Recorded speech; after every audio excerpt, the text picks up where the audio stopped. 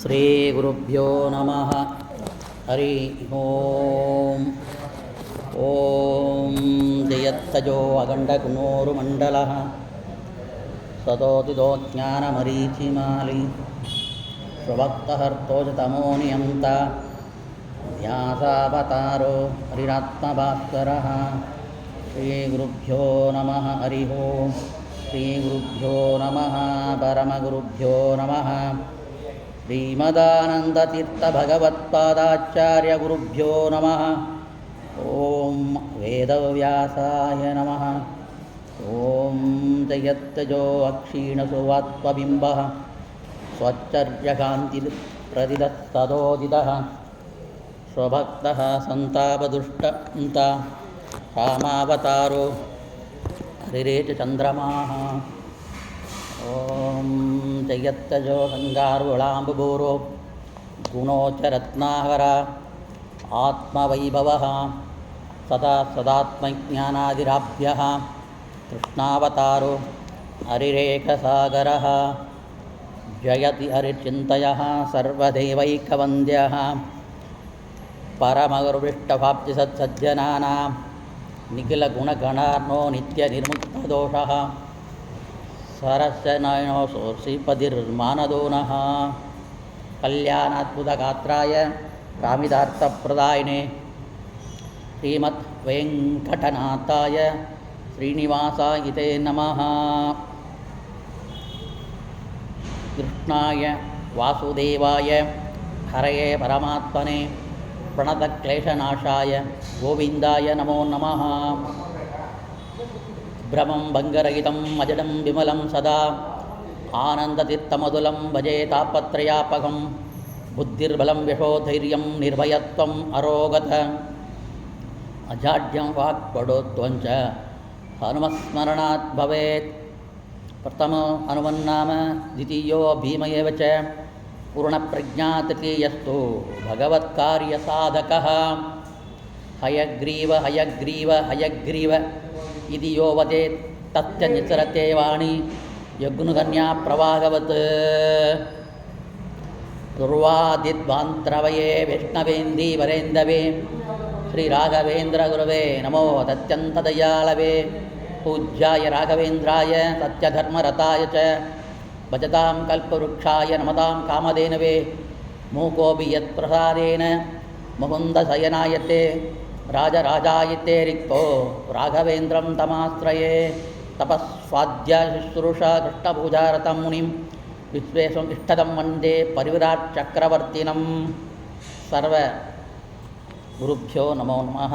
ಓಂ ಜನ್ಮಾತ್ಯಸ್ಯ ಯದೋನ್ವಯಾದಿದರಚಾರ್ತೇಷ ವಿಜ್ಞಸ್ವರಾಟ್ ತೇನೇ ಬ್ರಹ್ಮಹೃದಾಯಾದಿಕವಯೇ ಮುಖ್ಯಂದಯಂ ಸೂರಯಃ. ತೇಜೋ ವಾರಿಮೃದಾಂ ಯಥಾ ವಿನಿಮಯೋ ಯತ್ತತ್ಯಸರ್ಗೋ ಮೃಷಾ ದಾಮ್ನಾ ಸ್ಯೇನ ಸದಾ ನಿರಸ್ತಗುಗಹಂ ಸತ್ಯಂ ಪರಂ ಧೀಮಹಿ. ಯಂ ಪ್ರವ್ರಜಂತಮನುಪೇತಮಪೇತಕೃತ್ಯಂ ದ್ವೈಪಾಯನೋ ವಿರಗಕಾತರ ಆಜುಹಾವ. ಪುತ್ರೇತಿ ತನ್ಮಯತಯಾ ನೇದುಸ್ಥಂ ಸರ್ವಭೂತ ಹೃದಯಂ ಮುನಿಮಾನತೋಸ್ಮಿ. ಸೃಷ್ಟಿಸ್ಥಿತ್ಯಪ್ಯಯೇಯ ನಿಯತದೃಶಿತಮೋ ಬಂಧಮೋಕ್ಷಾಚ್ಛಯಸ್ಮಾತ್. ಅಸ್ಯ ಶ್ರೀಬ್ರಹ್ಮರುದ್ರ ಪ್ರಭುರುದಿಪ್ಸುರನರ ವೇಷತತ್ಪ್ರತಾತ್ಮವಸ್ಯ. ವಿಷ್ಣೋರ್ವ್ಯಸ್ತಾಃ ಸಮಸ್ತಾಃ ಸಕಲಗುಣನಿಧಿಃ ಸರ್ವದೋಷ ವಿಪೇತಃ. ಪೂರ್ಣಾನಂದೋऽವ್ಯಯೋ ಯೋ ಗುರುರವಿವರಮಚ್ಚಿಂತಯೇಂದಂ ಮಹಾಂತಂ. ನಿಗಮಕಲ್ಪತರೋರ್ಗಲಿತಂ ಫಲಂ ಸುಖಮುಖಾದಮೃತಧ್ರುವಸಂಯುತಂ. ಪಿಬತ ಭಾಗವತಂ ರಸಮಾಲಯಂ ಮುಹುರಕೋ ರಸಿಕಾ ಭುವಿ ಭಾವುಕಾಃ.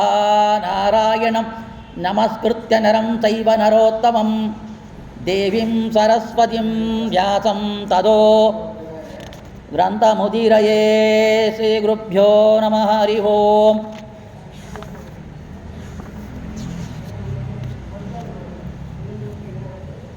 ನಿನ್ನೆ ಭಾಗವತ ಮಹಾಪುರಾಣದಲ್ಲಿ ಚತುರ್ಥ ಸ್ಕಂದದಲ್ಲಿ ಪೃಥ್ವಿ ಮಹಾರಾಜನ ಕಥೆಯನ್ನು ನೋಡಿದ್ದೀವಿ.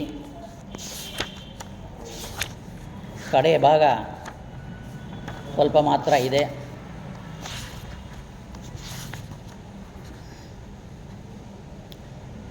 ಪೃಥ್ವಿ ಮಗರಾಜರು ಭೂದೇವಿಯಲ್ಲಿ ಬಂದು, ನೀನು ನಿನ್ನಲ್ಲಿ ಜನರು ಹಾಕುವ ಬೀಜವನ್ನು ನುಂಗಿ ಸಸ್ಯಗಳನ್ನ ಬೆಳೆಸೋದೇ ಇಲ್ಲ, ನನ್ನ ದೇಶ ಬಡ ದೇಶ ಆಗಬಾರ್ದು, ಅದಕ್ಕಾಗಿ ನಿನ್ನೆ ಶಿಕ್ಷೆ ಮಾಡ್ತೀನಿ. ಎಲ್ಲರೂ ಉಳಿಬೇಕಾಗಿದ್ದರೆ ನಿನ್ನ ಕೊಳ್ಳೋದು ತಪ್ಪಿಲ್ಲ, ನೀನು ಸ್ತ್ರೀಯಾಗಿರು ಅಥವಾ ಪಶುವಾಗಿರು, ಯಾವ ರೂಪದಲ್ಲಿದ್ದರೂ ಕೂಡ ನಿನ್ನ ಕೊಳ್ಳುವೇನು ಅಂತೇಳಿ ಹೋಗುವಾಗ ಅವಳು ಒಂದು ವಿಷಯವನ್ನು ಹೇಳ್ತಾಳೆ. ಏನು, ನಿನ್ನ ಪೂರ್ವಜ ವೇಣ ಅಂತ ಒಬ್ಬ ಇದ್ದ, ಆ ವೇಣ ಏನು ಮಾಡಿದ, ಅಪ್ಪನೇ ಹಾಕಿದ. ಏನು ಅಂತ, ಯಜ್ಞ ಯಾಗಾದಿಗಳು ಮಾಡಬಾರದು ಅಂತ. ದುಷ್ಟಾಮ. ಯಜ್ಞ ಯಾಗಾದಿಗಳು ಮಾಡುವುದರಿಂದಲೇ ಮಳೆ ಬರುತ್ತೆ. ಮಳೆ ಬಂದರೆ ಮಾತ್ರವೇ ಪೃಥ್ವಿಗೆ ಬೆಳೆಸು ಬರುತ್ತೆ, ಇಲ್ಲಾದರೆ ಇಲ್ಲ.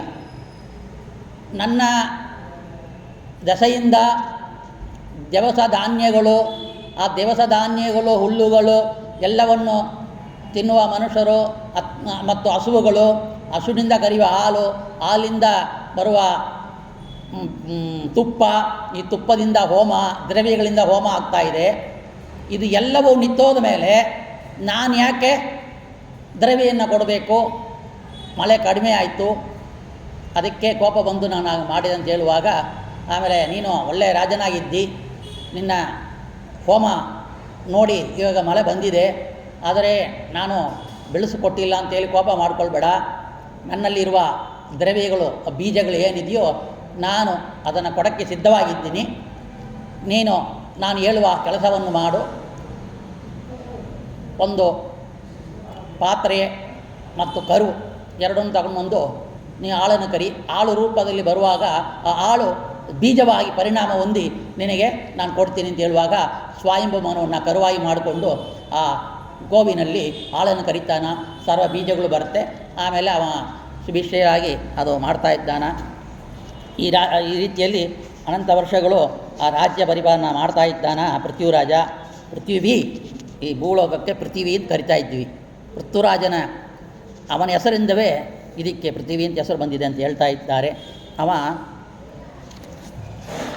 ಹೋಮವನ್ನು, ಅಶ್ವಮೇಧ ಯಾಗವನ್ನು, ಇತರ ಯಾಗಗಳನ್ನ ಎಲ್ಲ ಮಾಡ್ತಾ ಇದ್ದಾನ.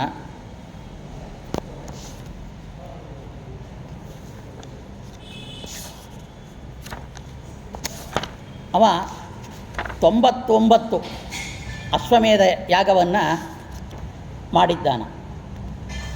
99 ಮುಗಿದು 100ನೇ ಹೋಮ ಮಾಡಬೇಕು ಹಾಗಂತೇಳಿ ಅವ ಇಚ್ಛೆ ಬಿದ್ದು ಹೋಮವನ್ನು ಮಾಡೋಕ್ಕೆ ಪ್ರಾರಂಭ ಮಾಡೋ ಕಾಲಕ್ಕೆ ಇಂದ್ರದೇವರು ಬಂದು ತಡಿತಾರೆ. ಯಾಕಂದರೆ 100 ಅಶ್ವಮೇಧ ಯಾಗ ಯಾರು ಮಾಡಿ ಮುಗಿಸ್ತಾರೋ ಅವರಿಗೆ ಇಂದ್ರ ಪದವಿ. ಆ ರೀತಿಯಲ್ಲಿ ಈಗ ಇಂದ್ರ ಪದವಿ ಇರೋದು ಇಂದ್ರದೇವರು. ಅವರು ಇನ್ನೂ ಪದವಿ ಇನ್ನೂ ಮುಗಿದಿಲ್ಲ. ಮತ್ತು ಇವ 99 ಮುಗಿಸ್ಕೊಂಡು 100 ಮಾಡಿಕೊಂಡ್ರೆ ನನ್ನ ಪದವಿಗೆ ಬರ್ತದೆ ಅಂತೇಳಿ ಗಲಾಟ ಮಾಡಿಕೊಂಡು ಬಂದು ಇಂದ್ರದೇವರು ಬಂದು ತಡಿತಾರೆ. ಆವಾಗ ಅವರಿಬ್ಬರಿಗೂ ಕೂಡ ಜಗಳ ಆಗುತ್ತೆ. ಆವಾಗ ಸ್ವಾಮಿ ಪರಮಾತ್ಮ ನಾರಾಯಣ ಬಂದು, ನೀನು ಶಾಂತಕೊಳ್ಳು, ಇದು ಸಾಕು ಹಾಗಂತೇಳಿ ಬ್ರಹ್ಮದೇವರು, ಇತರ ದೇವತೆಗಳು ಮತ್ತು ಸಾಕ್ಷಾತ್ ಬ್ರಹ್ಮದೇವರು ಎಲ್ಲ ಬಂದು ಅವನಿಗೆ ಆಶೀರ್ವಾದ ಮಾಡ್ತಾರೆ. ಈ ರೀತಿಯಲ್ಲಿ ಆಶೀರ್ವಾದ ಮಾಡೋ ಮೇಲೆ, ನೀನು ಈ ಏಕೋನ ಶತಕೃತು ಅಂತೇಳಿ ಒಂದು ಕಡಿಮೆ 100 ಹಾಗಂತೇಳಿ ನಿನ್ನ ಹೆಸರು ಪ್ರಸಿದ್ಧಿಯಾಗಲಿ. ನೀನು 99 ಅಶ್ವಮೇಧ ಮಾಡಿರೋದ್ರಿಂದ ನಾವು ಸಂತುಷ್ಟರಾಗಿದ್ದೀವಿ.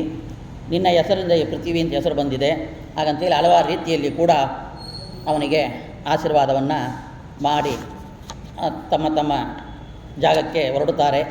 ಆ ರೀತಿಯಲ್ಲಿರುವಾಗ ಸನತ್ಕುಮಾರರು ಬಂದು ಪೃಥ್ವಿರಾಜನಿಗೆ ಆಶೀರ್ವಾದ ಮಾಡ್ತಾರೆ. ದೇವತೆಗಳಲ್ಲಿ ಒಬ್ಬರಾದಂಥ ಸನಕ, ಸನತ್ಕುಮಾರ, ಸನತ್ಜಾತ, ಸನತ್ಕುಮಾರ. ಅಲ್ಲಿ ಸನತ್ಕುಮಾರ ದೇವರು ಹೇಳ್ತಾ ಇದ್ದಾರೆ,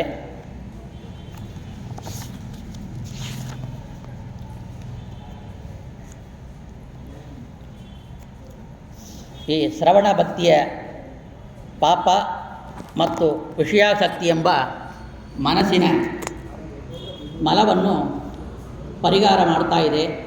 ಶ್ರವಣ ಭಕ್ತಿ ಅತ್ಯಂತ ಮುಖ್ಯ. ಇವಾಗ ಏನು ಶ್ರವಣ ನೀವು ಮಾಡ್ತಾ ಇದ್ದೀರೋ ಅದು ಖಂಡಿತವಾಗಿ ಕೂಡ, ಯಾಕಂದರೆ ದೇವವಾಕ್ಯ ಅದು. ಪಾಪ ಮತ್ತು ವಿಷಯಾಸಕ್ತಿ, ಏನು ವಿಷಯಗಳ ಕಡೆ ಮನಸ್ಸು ಹೋಗುತ್ತೋ, ವಿಷಯವನ್ನು ಆಕರ್ಷಣೆ ಮಾಡಿಕೊಂಡು ನಾವು ಪಾಪ ಮಾಡ್ತೀವಿಯೋ, ವಿಷಯದಲ್ಲಿ ನಾವು ಮನಸ್ಸನ್ನು ಇಡ್ತೀವೋ ಅದನ್ನು ತಡೆಯುತ್ತೆ ಮತ್ತು ಪಾಪವನ್ನು ಪರಿಹಾರ ಆಗುತ್ತೆ. ಅದರಿಂದ ದೇವರನ್ನು ಬಿಟ್ಟು ಉಳಿದ ವಸ್ತುಗಳೆಲ್ಲವೂ ಅತ್ಯಂತ ಹೇಯ. ಹಾಗಂತೇಳಿ ಒಂದು ವೈರಾಗ್ಯ ಭಾವ ನಮ್ಮಲ್ಲಿ ಮೂಡಕ್ಕೆ ಸಾಧ್ಯವಾಗತ್ತೆ. ಆದ್ದರಿಂದ ಶ್ರೀಹರಿಯಲ್ಲಿ ದೃಢವಾದ ಭಕ್ತಿ ಉಂಟಾಗುತ್ತದೆ. ಯಾವಾಗ ನಾವು ಇದರ ವಿಷಯ ಪದಾರ್ಥಗಳ ಕಡೆ ಮನಸ್ಸು ಹೋಗೋದು ಕಡಿಮೆ ಆಗುತ್ತೋ, ಕಡಿಮೆ ಆಗೋದು ಮಾತ್ರ ಇಲ್ಲ, ಭಕ್ತಿ ಉಂಟಾಗುತ್ತೆ. ಆ ರೀತಿಯಲ್ಲಿ ಆಗುತ್ತೆ.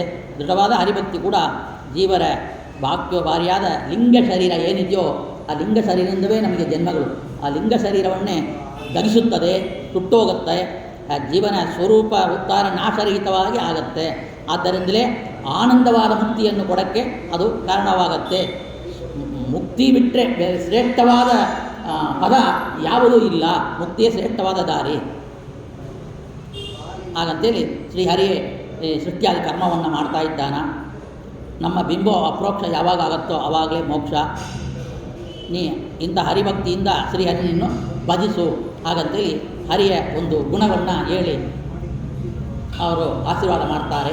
ಆವಾಗ ಪೃಥುಚಕ್ರ ಹೇಳ್ತಾನೆ, ಈ ಸಕಲ ಸಂಪತ್ತು ಏನಿದೆಯೋ ಅದು ನನ್ನದಲ್ಲ, ಎಲ್ಲ ನಿಮ್ಮದೇ ಆಗಿದೆ.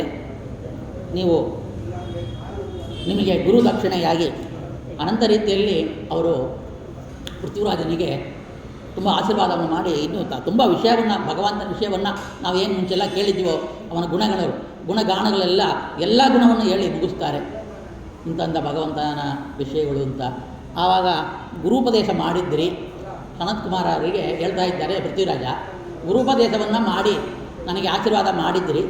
ನಾನು ಇದಕ್ಕೆ ಗುರು ಕಾಣಿಕೆಯಾಗಿ ನಾನು ನಮಸ್ಕಾರ ಮಾತ್ರವೇ ಮಾಡೋಕ್ಕೆ ಸಾಧ್ಯ. ಹಾಗಂತೇಳಿ ನಮಸ್ಕಾರ ಮಾಡಿ ಕೈ ಮುಗಿದು ನಮಸ್ಕಾರ ಮಾಡ್ತಾರೆ. ನಮಸ್ಕಾರ ಮಾಡಿ ಎದ್ದೇಳುವಾಗ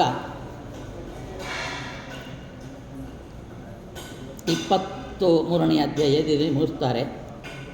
ಪೃಥ್ವಿನ ವಂಶದಲ್ಲಿ ಈ ಪೃಥ್ವಿರಾಜನ ಕಥೆಯನ್ನು ಯಾರು ಕೇಳ್ತಾರೋ ಅವರಿಗೆ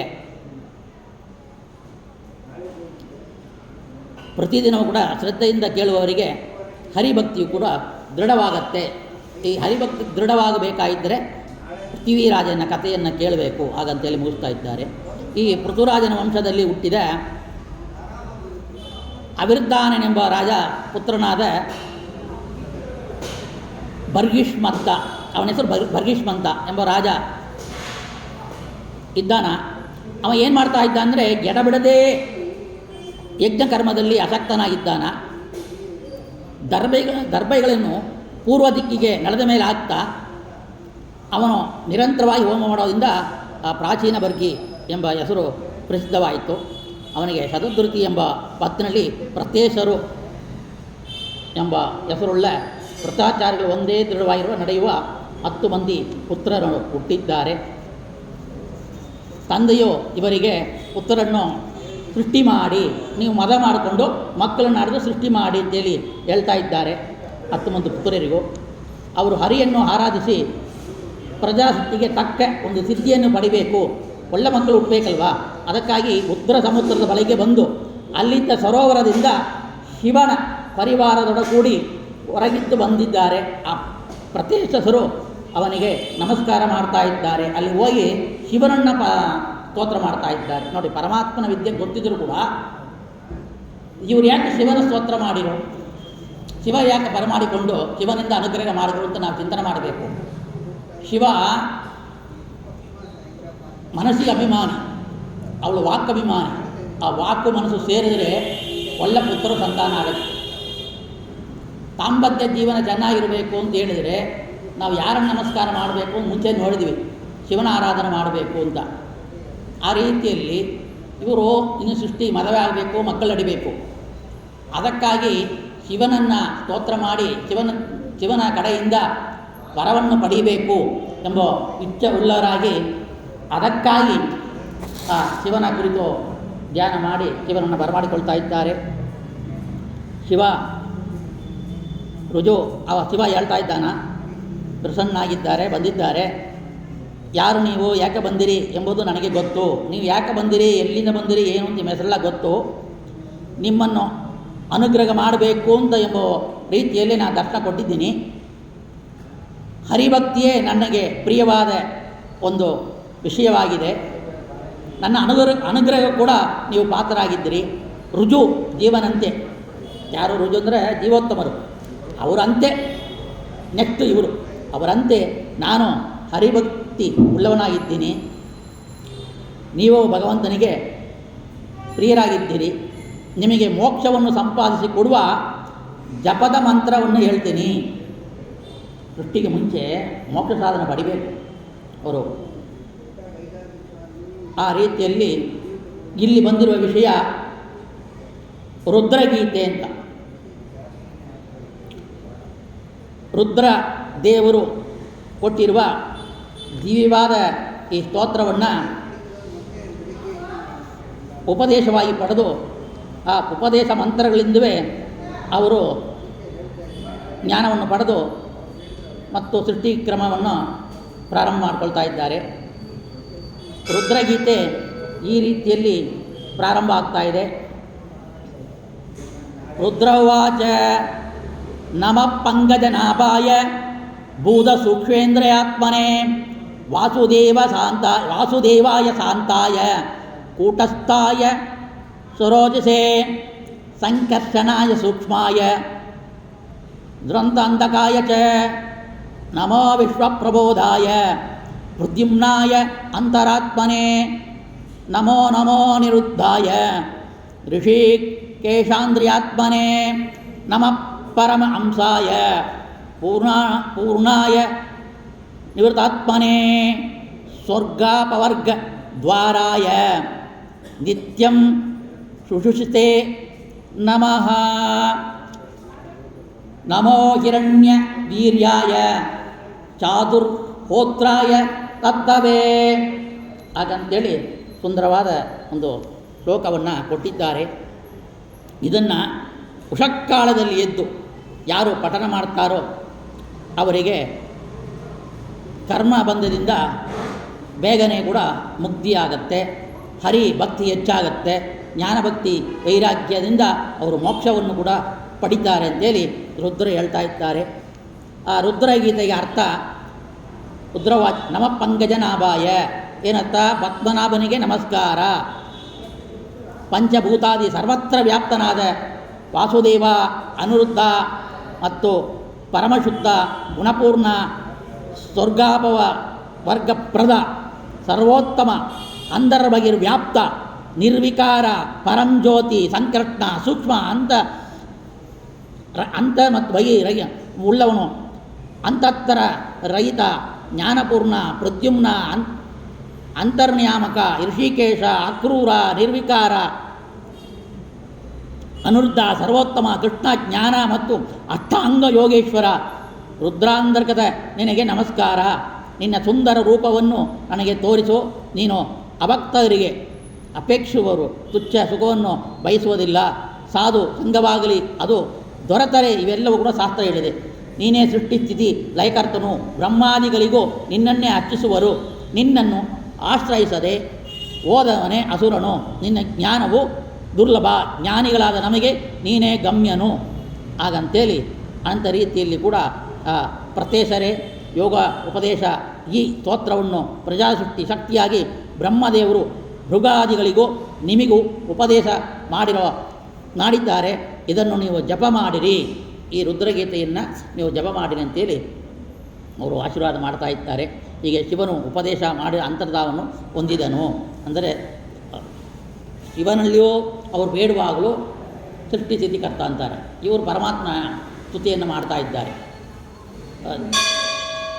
ಆಚಾರ್ಯರು ತಾತ್ಪರ್ಯ ನಿರ್ಣಯದಲ್ಲಿ ಹೇಳಿರುವ ರೀತಿಯಲ್ಲಿ ನಾವು ಅರ್ಥವನ್ನು ಮಾಡಿಕೊಳ್ಳಬೇಕು. ಪರಮಾತ್ಮನ ಬಿಟ್ಟು ಬ್ರಹ್ಮಾದಿ ಶಿವಾದಿ ಮತ್ತು ಬೇರೆ ಇಂದ್ರಾದಿ ದೇವತೆಗಳನ್ನ ಅಥವಾ ಬೇರೆ ದೇವತೆಗಳನ್ನ ಈ ರೀತಿಯಲ್ಲಿ ಸೃಷ್ಟಿಯಲ್ಲಿ ಸ್ಥಿತಿ ಲಯ ಕಾರಣ ನೀನೇ ಸರ್ವೋತ್ತಮ ಗುಣಸಂಪನ್ನ ಆಗಂತ ಹೇಳಿದರೆ ಅದು ಅಂತರ್ಯಾಮಿ ಸ್ತೋತ್ರ ಅಂತ ತಗೊಳ್ಬೇಕು. ಯಾಕಂದರೆ ಮೊಟ್ಟ ಮೊದಲಿಗೆ ನಮಸ್ಕಾರ ಮಾಡೋದು ಶಿವ. ಅವತ್ತು ಜಗಳ ಆಯಿತು ದಕ್ಷ ಪ್ರಜಾಪತಿ ಮತ್ತು ಶಿವನಿಗೂ, ಅಲ್ಲಿ ಯುದ್ಧವೇ ಆಯಿತು. ಉಮಾದೇವಿಗೆ ಹೇಳ್ತಾ ಇರೋದು, ನಾನು ಬ್ರಹ್ಮಣ ಅಂತರ್ಯಾಮಿ ಭಗವಂತನನ್ನು ನೋಡ್ತಾ ಇದ್ದೆ ಅಂತ. ಆ ರೀತಿಯಲ್ಲಿ ಪ್ರತಿಯೊಂದು ನಮಸ್ಕಾರವು ಕೂಡ ಅಂತರ್ಯಾಮಿಗೆ, ಪ್ರತಿಯೊಂದು ಸ್ತೋತ್ರವೂ ಕೂಡ ಅಂತರ್ಯಾಮಿಗೆ ಇರೋದ್ರಿಂದ ಅಲ್ಲಿ ಏನೇನೋ ಇವರಿಗೆ ಏನು ಯೋಗ್ಯತೆ ಇಲ್ಲವೋ ಆ ಯೋಗ್ಯತೆ ಇಲ್ಲದ ಒಂದು ಗುಣಗಳನ್ನು ಇತರ ದೇವತೆಗಳಿಗೆ ನಾವು ಪರಮಾತ್ಮನಿರೋ ಗುಣವನ್ನು ನಾವು ಅಲ್ಲಿ ಹೇಳುವಾಗ ಅದು ಪರಮಾತ್ಮನ ಅಂತರ್ಯಾಮಿ ಪರಮಾತ್ಮನ ಗುಣ ಅಂತ ಹೇಳಿ ಚಿಂತನೆ ಮಾಡಬೇಕು. ಅದೇ ಸರಿಯಾದ ಒಂದು ನಿರ್ಣಯ. ಹಾಗಂತೇಳಿ ತಾತ್ಪರ್ಯ ನಿರ್ಣಯದಲ್ಲಿ ಹಲವು ಕಡೆ ಇದನ್ನು ಆಚಾರ್ಯ ನಿರ್ಣಯ ಮಾಡಿ ಕೊಟ್ಟಿದ್ದಾರೆ. ಆ ರೀತಿಯಲ್ಲಿ ನಾವು ಚಿಂತನೆ ಮಾಡೋಣ. ಇಲ್ಲಿ ಚುಟುಷುತೆ ಸೃಷ್ಟಿಚತ್ ಹಾಗಂತಂದರೆ ವಾಯುದೇವರು. ಶುಚಿ ಅಂದರೆ ಯಾವಾಗಲೂ ಪಾವನವಾಗಿ ಪವಿತ್ರವಾಗಿರೋದು ಶುಚಿ ಅಂದರೆ ಆ ವಾಯುದೇವರನ್ನ ಅಂತರ್ಯಾಮಿ ಪರಮಾತ್ಮನನ್ನೇ ಅವರು ನಮೋ ಹಿರಣ್ಯ ವೀರ್ಯಾಯ ಚಾತುರ್ಹೋತ್ರಾಯ ದತ್ತವೇ ಹಾಗಂತೇಳಿ ಕೊಂಡಾಡ್ತಾ ಇದ್ದಾರೆ. ಈ ರೀತಿಯಲ್ಲಿ ಇವನ ಒಂದು ವಂಶದಲ್ಲಿ ಋಷಭ ನಾಮಕ ಪರಮಾತ್ಮನ ಒಂದು ಕಥೆಯನ್ನು ಹೇಳ್ತಾ ಇದ್ದಾರೆ. ಋಷಭ ನಾಮಕ ಪರಮಾತ್ಮನ ಸಾಕ್ಷಾತ್ ಅವತಾರ ಅಂತೇಳಿ ಆಚಾರ್ಯ ನಿರೂಪಣೆ ಮಾಡಿದ್ದಾರೆ. ನಾಭಿರಾಜನ ಮಕ್ಕಳಾಗಿ ಭಕ್ತಿಯಿಂದ ಯಜ್ಞ ಮಾಡಿದರು. ಈ ವಂಶದಲ್ಲಿ ಬಂದ ನಾಭಿರಾಜ ಮಕ್ಕಳು ಹುಟ್ಟಬೇಕು ಅಂತೇಳಿ ಯಜ್ಞ ಮಾಡ್ತಾ ಇದ್ದಾರೆ. ಭಕ್ತ ವತ್ಸಲನಾದ ಶ್ರೀ ಹರಿಯು ಚತುರ್ಭುಜನಾಗಿ ಅಲ್ಲಿ ವ್ಯಕ್ತನಾಗಿದ್ದಾನ. ಇವನನ್ನು ನೋಡಿದ ಪುರೋಹಿತರು ಸಭಿಕರು ಯಜಮಾನನಲ್ಲಿರೋ ಆನಂದಿಸಿ ಆ ಪೂಜೆಯನ್ನು ಮಾಡಿದ್ದಾರೆ. ಹೀಗೆ ಪ್ರಾರ್ಥನೆಯನ್ನು ಮಾಡ್ತಾ ಇದ್ದಾರೆ. ಆವಾಗ ಹರಿನ ಕೊಂಡಾಡ್ತಾ ಇರುವ ಸ್ತೋತ್ರ, ಶ್ರೀ ಹರೇ ನೀನು ಪೂಜ್ಯತಮನು, ನಾವು ನಿನ್ನ ಭಕ್ತರು, ಶಾಸ್ತ್ರೋಕ್ತವಾದ ಪೂಜೆಯಿಂದ ನಮೋ ನಮಃ ಹಾಗಂತೇಳಿ ಅನಂತ ರೀತಿಯಲ್ಲಿ ಕೂಡ ಸ್ತೋತ್ರವನ್ನು ಮಾಡ್ತಾ ಇದ್ದಾರೆ. ಆ ಸ್ತೋತ್ರವನ್ನು ನಾವು ನೋಡೋಣ.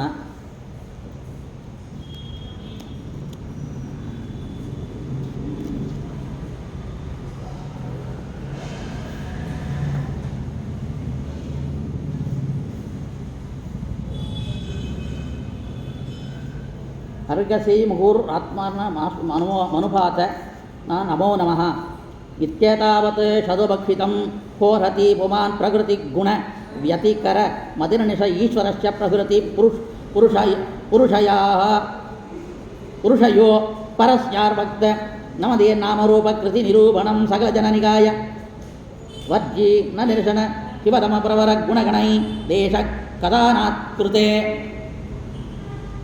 ಪರಿಜಾನುರಾಕಾರ ವಿರಜತಿ ಸ್ಥಳವ ಸಂಸಪ್ತ ಶಿಲಯ ಕೇದಯ ತುಳಸಿ ದುರ್ವಾಂಗುರೈಪಿ ಸಂಪ್ರದಾಯ ಸಮರ್ಪಯ ಇಲಭರಂ ಪರಿದುಷ್ಯತೆ ಅದಾನಾಯನವೀನ ಭಗವತ ಇಚ್ಛಯೋ ನೋರಂಬರಾರುರ ಶಮತಸ್ತೈಮಗೇ ಬಲಾಮಗೇ ಆತ್ಮತ ಏವಾನುವಸನ ಮಜ್ಜತಾ ವಿದರೇಕೇಣಾಯೋ ಭೂಮಯಾನ ಏಷ ಪುರುಷಾರ್ಥಸ್ವರೂಪಸ್ಯ ಕಿಂತು ನಾದಾಶಿಷ ಆಷಾದಾನ ತಮೋದತೇರೇ ಸಂಪ್ರದಾನಾತ್ರಂ ಭವಿತುರ್ಮರ್ಹತಿ ಅಂತೇಳಿ ಪ್ರಾರಂಭ ಆಗ್ತಾಯಿದೆ. ಈ ರೀತಿಯಲ್ಲಿ ಸ್ತೋತ್ರವನ್ನು ಮಾಡ್ತಾ ಇದ್ದಾರೆ. ಶ್ರೀಹರಿ ಸಂತುಷ್ಟನಾಗಿ ಸ್ತೋತ್ರಕ್ಕೆ ಈ ರೀತಿಯಲ್ಲಿ ಹೇಳ್ತಾ ಇದ್ದಾರೆ. ಏನು ಅರ್ಥ ಅಂದರೆ ಸ್ತೋತ್ರಕ್ಕೆ, ನಿನಗೆ ಅನಂತ ನಮಸ್ಕಾರಗಳು, ನೀನು ಸರ್ವದಾ ಸುಖ ಪೂರ್ಣ ಇರುವುದರಿಂದ ನಿನ್ನನ್ನೇ ನಾವು ಪೂಜಿಸಬೇಕು. ನಮಗೆ ಮಾತ್ರ ನಿನ್ನ ಅನುಗ್ರಹ ಲಭಿಸುವುದಾದರೆ ಅದಕ್ಕಿಂತ ಶ್ರೇಷ್ಠವಾದ ಯಾವುದೂ ಇಲ್ಲ. ನಮ್ಮ ಉದ್ಧಾರ ನಮಗೆ ಏನು, ನಾವು ಉದ್ಧಾರ ಯಾವ ರೀತಿಯಲ್ಲಿ ಆಗಬೇಕು ಅಂತೇಳಿ ನಮಗೆ ತಿಳಿದಿಲ್ಲ. ಮೋಕ್ಷವನ್ನು ಕೊಡಬೇಕು ನೀನು. ನಮ್ಮ ಯತ್ನಕ್ಕೆ ಒಲಿಯುವ ಅದು ನೀನಲ್ಲ. ಆದರೂ ಕೂಡ ನಮ್ಮ ಅಲ್ಪವಾದ ಭಕ್ತಿಗೆ ಮೆಚ್ಚಿ ನೀನು ಬಂದಿದ್ದರೆ ಅದು ನಿನ್ನ ಕರುಣೆ ಬಿಟ್ಟು ಬೇರೆ ಯಾವುದೂ ಇಲ್ಲ. ಈ ರೀತಿಯಲ್ಲಿ ಅನಂತ ರೀತಿಯಲ್ಲಿ ಅದರ ಅರ್ಥ ಹೇಳ್ತಾ ಇದ್ದಾರೆ. ನಾವು ಮಾಡಿದ ಪಾಪಗಳನ್ನು ಕ್ಷಮಿಸು, ನಮ್ಮ ಅಭೀಷ್ಟವನ್ನು ಪೂರ್ಣ ಮಾಡು. ಹೀಗೆ ಕೇಳಿದ್ದಕ್ಕೆ ನಮ್ಮನ್ನು ಸಮೀಕ್ಷೆ ಒಂದು ಬೇಡ್ಕೊಳ್ತಾ ಇದ್ದ. ಶ್ರೀ ಹೇಳ್ತಾ ಇದ್ದಾನ, ನನಗೆ ಸಮನು ನಾನೇ, ಆದ್ದರಿಂದ ನಾನು ಮಗನಾಗಬೇಕಾಗಿದೆ. ಈ ವರವು ಸುಲಭವಲ್ಲ. ಆದರೂ ಕೂಡ ಬ್ರಾಹ್ಮಣರ ಮಾತನ್ನು ವ್ಯರ್ಥ ಮಾಡೋನಲ್ಲ, ನಾನು ನಾಭಿಯ ಮಗನಾಗಿ ಅವತಾರವನ್ನು ಮಾಡುವೆ. ಇವರೆಲ್ಲ ನಾಭಿಯ ಅವರೆಲ್ಲ ಸೇರಿಕೊಂಡು ಪೂಜೆ ಮಾಡಿ ಭಗವಂತನ ಸ್ತೋತ್ರವನ್ನು ಮಾಡ್ತಾ ಇರುವಾಗ ಭಗವಂತ ಹೇಳ್ತಾನ, ನಿನ್ನಂಥ ಮಗನ ಕೊಡು ಅಂತೇಳಿ ಇಲ್ಲಿ ಬೇಡ್ತಾ ಇದ್ದಾರೆ. ಭಗವಂತನಂತೆ ಮಗ ಅಂದರೆ ಬೇರೆ ಯಾರೂ ಆಗೋಕ್ಕೆ ಸಾಧ್ಯ ಇಲ್ಲ. ಭಗವಂತನ ಖಾಲಿ ಆಗಿದೆ ಅಂತ ಹೇಳುವಾಗ ಒಂದು ಉಪಮಾನ ಕೊಡೋಕ್ಕೆ ಬರೋದಿಲ್ಲ. ಭಗವಂತನ ಒಂದು ಬಲದ ಕಾಲು ಯಾವ ರೀತಿಯಲ್ಲಿ ಎಡದ ಕಾಲ ರೀತಿಯಲ್ಲಿದೆ, ಎಡದ ಕಾಲು ಯಾವ ರೀತಿಯಲ್ಲಿದೆಯೋ ಅದು ಆ ರೀತಿ ಬಲದ ಕಾಲಿದೆ ಅಷ್ಟೇ. ಅಂದರೆ ಭಗವಂತನ ಥರ ಭಗವಂತನ ರೀತಿ ಒಂದು ಮಗ ಕೊಡು ಅಂತ ಹೇಳಿದರೆ ಅದು ಭಗವಂತ ಏನು ಮಾಡ್ದ, ನೀವು ನನ್ನನ್ನೇ ಕೇಳ್ತಾ ಇದ್ದೀರಿ ಅಂತ ನಾನು ಅರ್ಥ ಮಾಡ್ಕೊಳ್ತೀನಿ. ನಾನು ನಾಭಿಯಲ್ಲಿ ಋಷಭನಾಮಕನಾಗಿ ಅವತಾರವನ್ನು ಮಾಡುವ ಕಾಲ ಬಂದಿರೋದ್ರಿಂದ ನಾನು ನಾಭಿಯಲ್ಲಿ ಹುಡ್ತೀನಿ. ಪರಮಹಂಸ ಶ್ರಮಗಳು ಊರ್ತರೇಸರು ಆದ ಋಷಿಗಳು ಪರಮ ಧರ್ಮಗಳನ್ನು ತೋರಿಸುವುದು ಈ ಋಷಭಾವತಾರದ ಉದ್ದೇಶವಾಗಿದೆ ಹಾಗಂತೇಳಿ ಆಚಾರ್ಯ ಹೇಳ್ತಾ ಇದ್ದಾರೆ. ಭಗವಂತನ ಗುಣ ಉಳ್ಳವನಾದಂಥ ಋಷಭ ಸಾಕ್ಷಾತ್ ಪರಮಾತ್ಮನೇ ಋಷಭನಾಮಕ್ಕೆ ಆವಿರ್ಭಾವ ಮಾಡಿದ ರೀತಿಯನ್ನು ಹೇಳ್ತಾ ಇದ್ದಾರೆ. ಭಗವಂತ ಅನಂತ ಲಕ್ಷಣ ಉಳ್ಳವನಾಗಿ ಅನಂತ ತೇಜಸ್ಸು ಉಳ್ಳವನಾಗಿಯೂ ಋಷಭ ಅಂದರೆ ಏನಂತಂದರೆ ಓಜಸ್ಸು, ಬಲ, ಕಾಂತಿ, ಯಶಸ್ಸು, ವೀರ್ಯ ಮತ್ತು ಕಾರ್ಯಗಳಿಗೆ ಕೂಡಿರುವ ಸ್ವಾಮಿಗೆ ಋಷಭ ಅಂತ ಇಷ್ಟು ಅರ್ಥ ಅಂತ. ಋಷಭಾಗ ಇಷ್ಟು ನಾಮ ಉಳ್ಳವನಾಗಿ, ಇಂಥ ಗುಣ ಉಳ್ಳವನಾಗಿಯೂ, ಇಂಥ ನಾಮಕ ತಕ್ಕೆ ಋಷಭಾಂತ ನಾಮಕ ತಕ್ಕೆ ಅಷ್ಟು ಗುಣಗಳು ಉಳ್ಳವನಾಗಿಯೂ ಅವ ಆವಿರ್ಭಾವ ಆಗಿದ್ದಾನ. ಆಗ ಇಂದ್ರನಾಗಿದ್ದ ಯಜ್ಞನಾಮಕ ಹರಿಯನ್ನು ತನ್ನ ರೂಪದೊಡನೆ ಸ್ಪರ್ಧಿಸುವನು ಎಂಬಂತೆ ಇಂದ ಋಷಭ ಆವಾಗ ಒಂದು ಯಜ್ಞನಾಮಕ ಇದ್ದಾನಲ್ವ, ಅವನು ಇವನು ಒಂದೇ ರೀತಿಯಲ್ಲಿ ಇದ್ದಾರಲ್ವ, ಹಾಗಂತೇಳಿ ಎಲ್ಲ ಕೊಂಡಾಡ್ತಾ ಇದ್ದಾರೆ.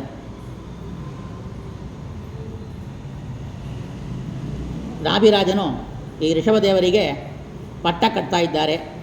ಪತ್ನಿ ಸಮೇತವಾಗಿ ಬದರಿಗೆ ಹೋಗಿ ನರನಾರಾಯಣ ಸೇವಿಸುತ್ತಾ ಯೋಗ್ಯ ಕಾಲದಲ್ಲಿ ಮುಕ್ತಿಯನ್ನು ಹೊಂದಿದ್ದಾನ ನಾಭಿರಾಜ ಋಷಭನಾಡದ ಮೇಲೆ ಅನಂತ ವರ್ಷಗಳು ಒಳ್ಳೆ ರೀತಿಯಲ್ಲಿ ಹೋಮ ಯಜ್ಞ ಮಾಡ್ತಾ ಭಗವಂತನಲ್ಲಿ ಭಕ್ತಿ ಮಾಡ್ತಾ ಆಮೇಲೆ ಭಗವಂತ ಇದಕ್ಕೆ ಪಟ್ಟ ಕಟ್ಟಿ ನರನಾರಾಯಣ ಆಶ್ರಮಕ್ಕೆ ಅಲ್ಲಿ ಹೋಗಿ ಬದ್ರಿ ಆಶ್ರಮಕ್ಕೆ ಹೋಗಿ ಅಲ್ಲಿ ವಾನಪ್ರಸ್ಥವನ್ನು ಕೈಗೊಂಡಿದ್ದಾನ.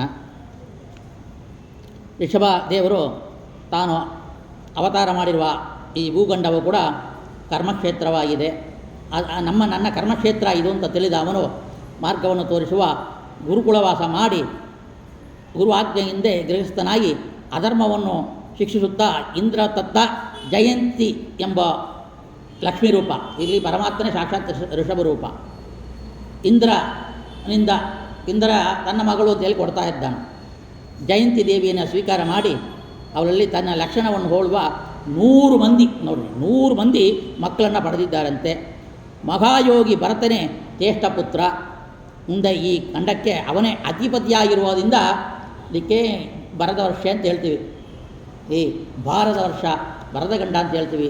ಈ ಖಂಡ ಮತ್ತು ಈ ವರ್ಷ ಈ ಭೂಮಿಗೆ ಭಾರದ ವರ್ಷ ಹಾಗಂತ ಪ್ರಸಿದ್ಧಿಯಾಗಿದೆ ಅವನ ನಾಮದಿಂದ. ಋಷಭದೇವರು 100 ಮಂದಿ ಮಕ್ಕಳಲ್ಲಿ ಜ್ಯೇಷ್ಠನಾದ ಭರತನನ್ನು ಬಿಟ್ಟು ಕುಶಾವರ್ತ, ಬ್ರಹ್ಮವರ್ತ, ಆರ್ಯವರ್ತ, ಮಲಕೇತು, ಭದ್ರಸೇನ, ಇಂದ್ರದೃಷ್ಟಿಗೆ, ವಿದರ್ಭ ಮತ್ತು ಕೀಕಟ ಎಂಬ 9 ಮಂದಿ ಪುತ್ರರು ಉಳಿದ 90 ಮಂದಿಗಿಂತ ಇವರು ಶ್ರೇಷ್ಠರಾಗಿದ್ದಾರೆ. ಮತ್ತು ಕವಿ, ಹರಿ, ಅಂತರಿಕ್ಷ, ಪ್ರಬದ್ಧ, ಪಿಪ್ಲಾಯನ, ಅವಿರೋತ್ರ, ದ್ರುಮಳ, ಚಮಸ ಮತ್ತು ಕರಬಾಜ ಎಂಬ 9 ಮಂದಿಯೂ ಕೂಡ ಮಹಾ ಭಗವದ್ಭಕ್ತರಾಗಿದ್ದಾರೆ. ಇವರ ಚರಿತ್ರೆಯನ್ನು 11ನೇ ಸ್ಕಂದದಲ್ಲಿ ಹೇಳುವರು ಹಾಗಂತೇಳಿ ಹೇಳ್ತಾ ಇದ್ದಾರೆ. ಉಳಿದ 81 ಮಂದಿ ಜಯಂತಿ ಪುತ್ರರು ತಂದೆಯ ಆಜ್ಞೆಯನ್ನೇ ಪರಿಪಾಲಿಸುತ್ತಾ ಮಹಾಶ್ರೋತ್ರಿಯರು, ಯಜ್ಞಶೀಲರು ಆಗ ಬ್ರಾಹ್ಮಣರಾದ ಋಷಭದೇವರು 100 ಯಾಗಗಳನ್ನು ಮಾಡ್ತಾ ಇದ್ದಾರಂತೆ. ಇವನು ರಾಜ್ಯಪಾಲವಾದಾಗ ಯಾರು ಇವರಿಂದಾಗಲಿ ಯಾವುದನ್ನು ಇಚ್ಛಿಸುವುದಿಲ್ಲ. ಅಂದರೆ ಎಲ್ಲರೂ ಕೂಡ ಭಗವತ್ ಜ್ಞಾನ ಮಾತ್ರ ಬೇಡ್ತಾ ಎಲ್ಲ ಸಮೃದ್ಧಿಯನ್ನು ಪಡಿತಾ ಇದ್ದಾರೆ ಋಷಭನಾಮಕ ಪರಮಾತ್ಮ ಆಳ್ವಿಕೆ ಮಾಡುವ ಕಾಲದಲ್ಲಿ. ಆ ಋಷಭದೇವನು ಒಂದು ದಿನ ಬ್ರಹ್ಮವರ್ತಕ್ಕೆ ಬಂದಿದ್ದಾರೆ. ಅಲ್ಲಿ ಆ ಬ್ರಹ್ಮಋಷಿ ಶ್ರೇಷ್ಠರು ಸಭೆ ಸೇರಿದ್ದಾರೆ. ಪ್ರಜೆಗಳು ಶ್ರವಣಕ್ಕಾಗಿ ಅಲ್ಲಿ ಸೇರಿದ್ದಾರೆ.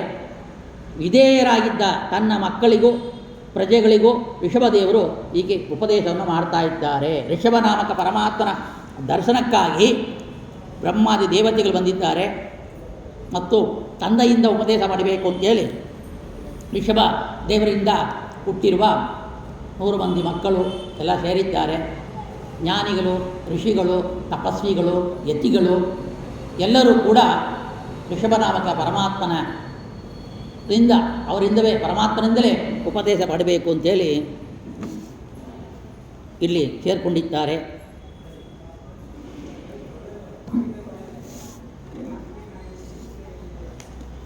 ಋಷಭ ದೇವರು ಇವ್ರನ್ನೆಲ್ಲ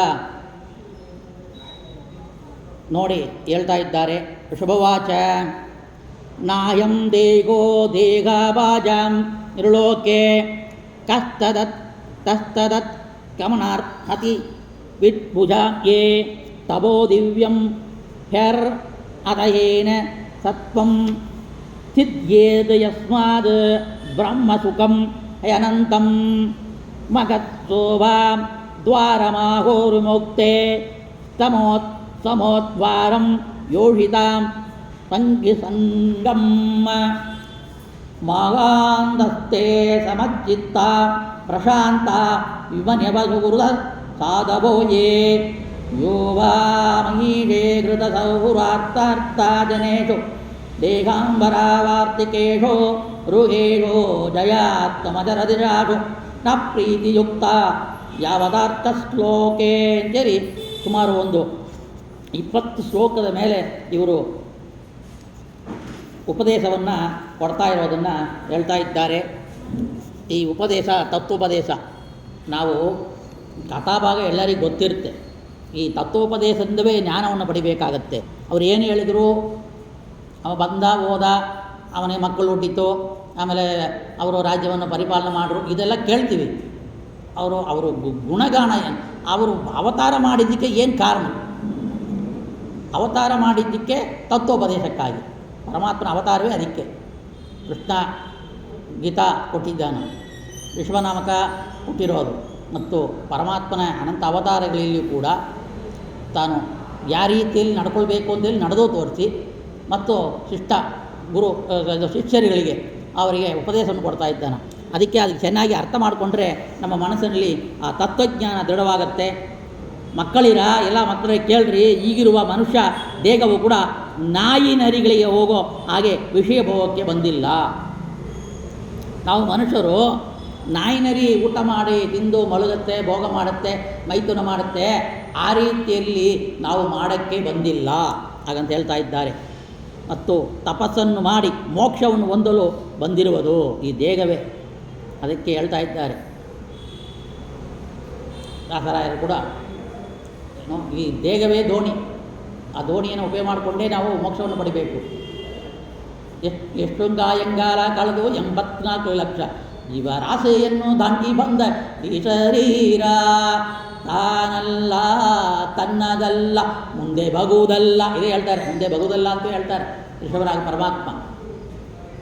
ಆ ರೀತಿಯಲ್ಲಿ ಅಲ್ಲಿ ಹೇಳ್ತಾ ಇದ್ದಾರೆ, ತಪಸ್ಸು ಮಾಡಿ ಮೋಕ್ಷ ಹೊಂದಲು ಬಂದಿರುವುದು ಶಾಂತರು, ನಿರ್ಮಿತ್ಸರರು, ರಾಗಾದಿ ದೋಷರಹಿತರು, ಸದಾಚಾರವಂತರು ಆದ ನನ್ನ ಭಕ್ತರು ಸೇವೆಗಾಗಿ ನರದೇಹವನ್ನು ಉಪಯೋಗಿಸಬೇಕು. ನೀವು ನರದೇಹ ಅಂತೇಳಿ ಇದು ಉಪಯೋಗ ಇಲ್ಲ ಅಂತೇಳಿ ಬರೀ ಇದನ್ನೆಲ್ಲ ಈ ರೀತಿ ಉಪಯೋಗ ಮಾಡಿಕೊಳ್ಬೇಕು. ವಿಷಯಗಳ ಮಟ್ಟದ ಸಂಘ ಅನರ್ಥಕರ. ಈ ವಿಷಯ ಅಭಿಲಾಷ ಏನಿದೆಯೋ ಅದು ಅನರ್ಥಕರಕವಾಗಿದೆ. ಅವರು ಪಾಪವನ್ನೇ ಮಾಡುತ್ತಿರುವರು, ಅದರಿಂದ ದೇಹಕ್ಕೆ ಬಹಳ ದುಃಖವಾಗುತ್ತೆ. ಇವಾಗ ಚೆನ್ನಾಗಿದೆ, ಇವಾಗ ಸುಖ ಇದೆ, ಆದರೆ ಮುಂದಿನ ಇದು ಸ್ವೀಟು ಚೆನ್ನಾಗಿದೆ, ಆ ರೋಗ ಬಂದರೆ ಗೊತ್ತಾಗೋದು. ಉಪ್ಪು ಹುಳಿ ಖಾರ ಅಂತ ದಿನ ಚೆನ್ನಾಗಿ ತಿಂದಿದ್ರೆ ಅದು ರೋಗ ಬರುವಾಗ ಗೊತ್ತಾಗುತ್ತೆ. ಅದಕ್ಕೆ ತಕ್ಕ ಕೆಲಸ ಮಾಡಿಕೊಂಡು ಅದಕ್ಕೆ ತಕ್ಕ ಜಪದನುಷ್ಠಾನ ಮಾಡಿಕೊಂಡು ಕೆಲಸ ಮಾಡಿಕೊಂಡು ಇದ್ದರೆ ಅದು ಕರಿಗೋದ್ರಲ್ಲ. ಅದೇ ಕರಿಗಳಾದರೆ ಶುಗರ್ ಅಂತ ಹೇಳ್ತಾರೆ. ವಿಷಯ ಅಭಿಲಾಷ ಉಳ್ಳವರಿಗೆ ಹೀಗೆ ಆಗುತ್ತೆ. ಅಪ್ರೋಕ್ತವಾದ ಮೇಲೆ ಈ ಶರೀರ ಬಂಧವಿಲ್ಲ. ಅಪರೋಕ್ಷ ಜ್ಞಾನ ಆಗೋ ತನಕ ಶರೀರ ಬಂಧ ಇದ್ದೇ ಇರುತ್ತೆ. ಅಪರೋಕ್ಷ ಜ್ಞಾನ ಆದರೆ ಮತ್ತು ಪಾಪ ಲೇಪ ಇಲ್ಲ. ಮತ್ತು ಪಾಪ ಮಾಡಿದವರಿಗೆ ಪಾಪದ ಫಲವು, ಪುಣ್ಯ ಮಾಡಿದ ಪುಣ್ಯ ಫಲವು ಖಂಡಿತವಾಗಿ ಒಂದೇ ಬರುತ್ತೆ ಹಾಗಂತೇಳಿ ಹೇಳ್ತಾ ಇದ್ದಾರೆ. ಜಡ ಮನುಷ್ಯನ ಪ್ರತಾಪಕ್ಕೆ ಒಳಗಾಗಬಾರ್ದು. ದೇವಭೂತಿ ಏನು ಹೇಳಿದ್ರು ಅದೇ ಋಷಭನ ಪರಮಾತ್ಮ ಹೇಳ್ತಾ ಇರೋದು. ಈ ಜಡದೇಗ ಸ್ವತಂತ್ರ ಎಂಬ ಬುದ್ಧಿ ಇರೋದೆಂದುವೇ ನಮಗೆ ಮತ್ತು ಜನ್ಮ ಬರ್ತಾ ಇದೆ. ಅದರಲ್ಲಿ ಪರಮಾತ್ಮ ಸ್ವತಂತ್ರರಾಗಿದ್ದಾನ ಹಾಗಂದರೆ ಚಿಂತನೆ ಮಾಡಬೇಕು. ಇದರಿಂದಲೇ ಹರಿಯೋ ಮನಸ್ಸನ್ನು ಕರ್ಮವಶ ಮಾಡಿಕೊಳ್ಳಕ್ಕಾಗದೆ. ಸ್ತ್ರೀಯರು ಅವ್ಯಕ್ತ ಸ್ವಭಾವದವನು, ಅದರಿಂದ ಅವನು ಜ್ಞಾತವಾಗದಂತೆ ಇರುವನು. ಆ ಅವ್ಯಕ್ತ ಅವನ ಸ್ವಭಾವವೇ ಏನೋ ಯಾರಿಗೂ ಕಾಣಿಸ್ಕೊಳ್ಬಾರ್ದು ಅಂತವೆ.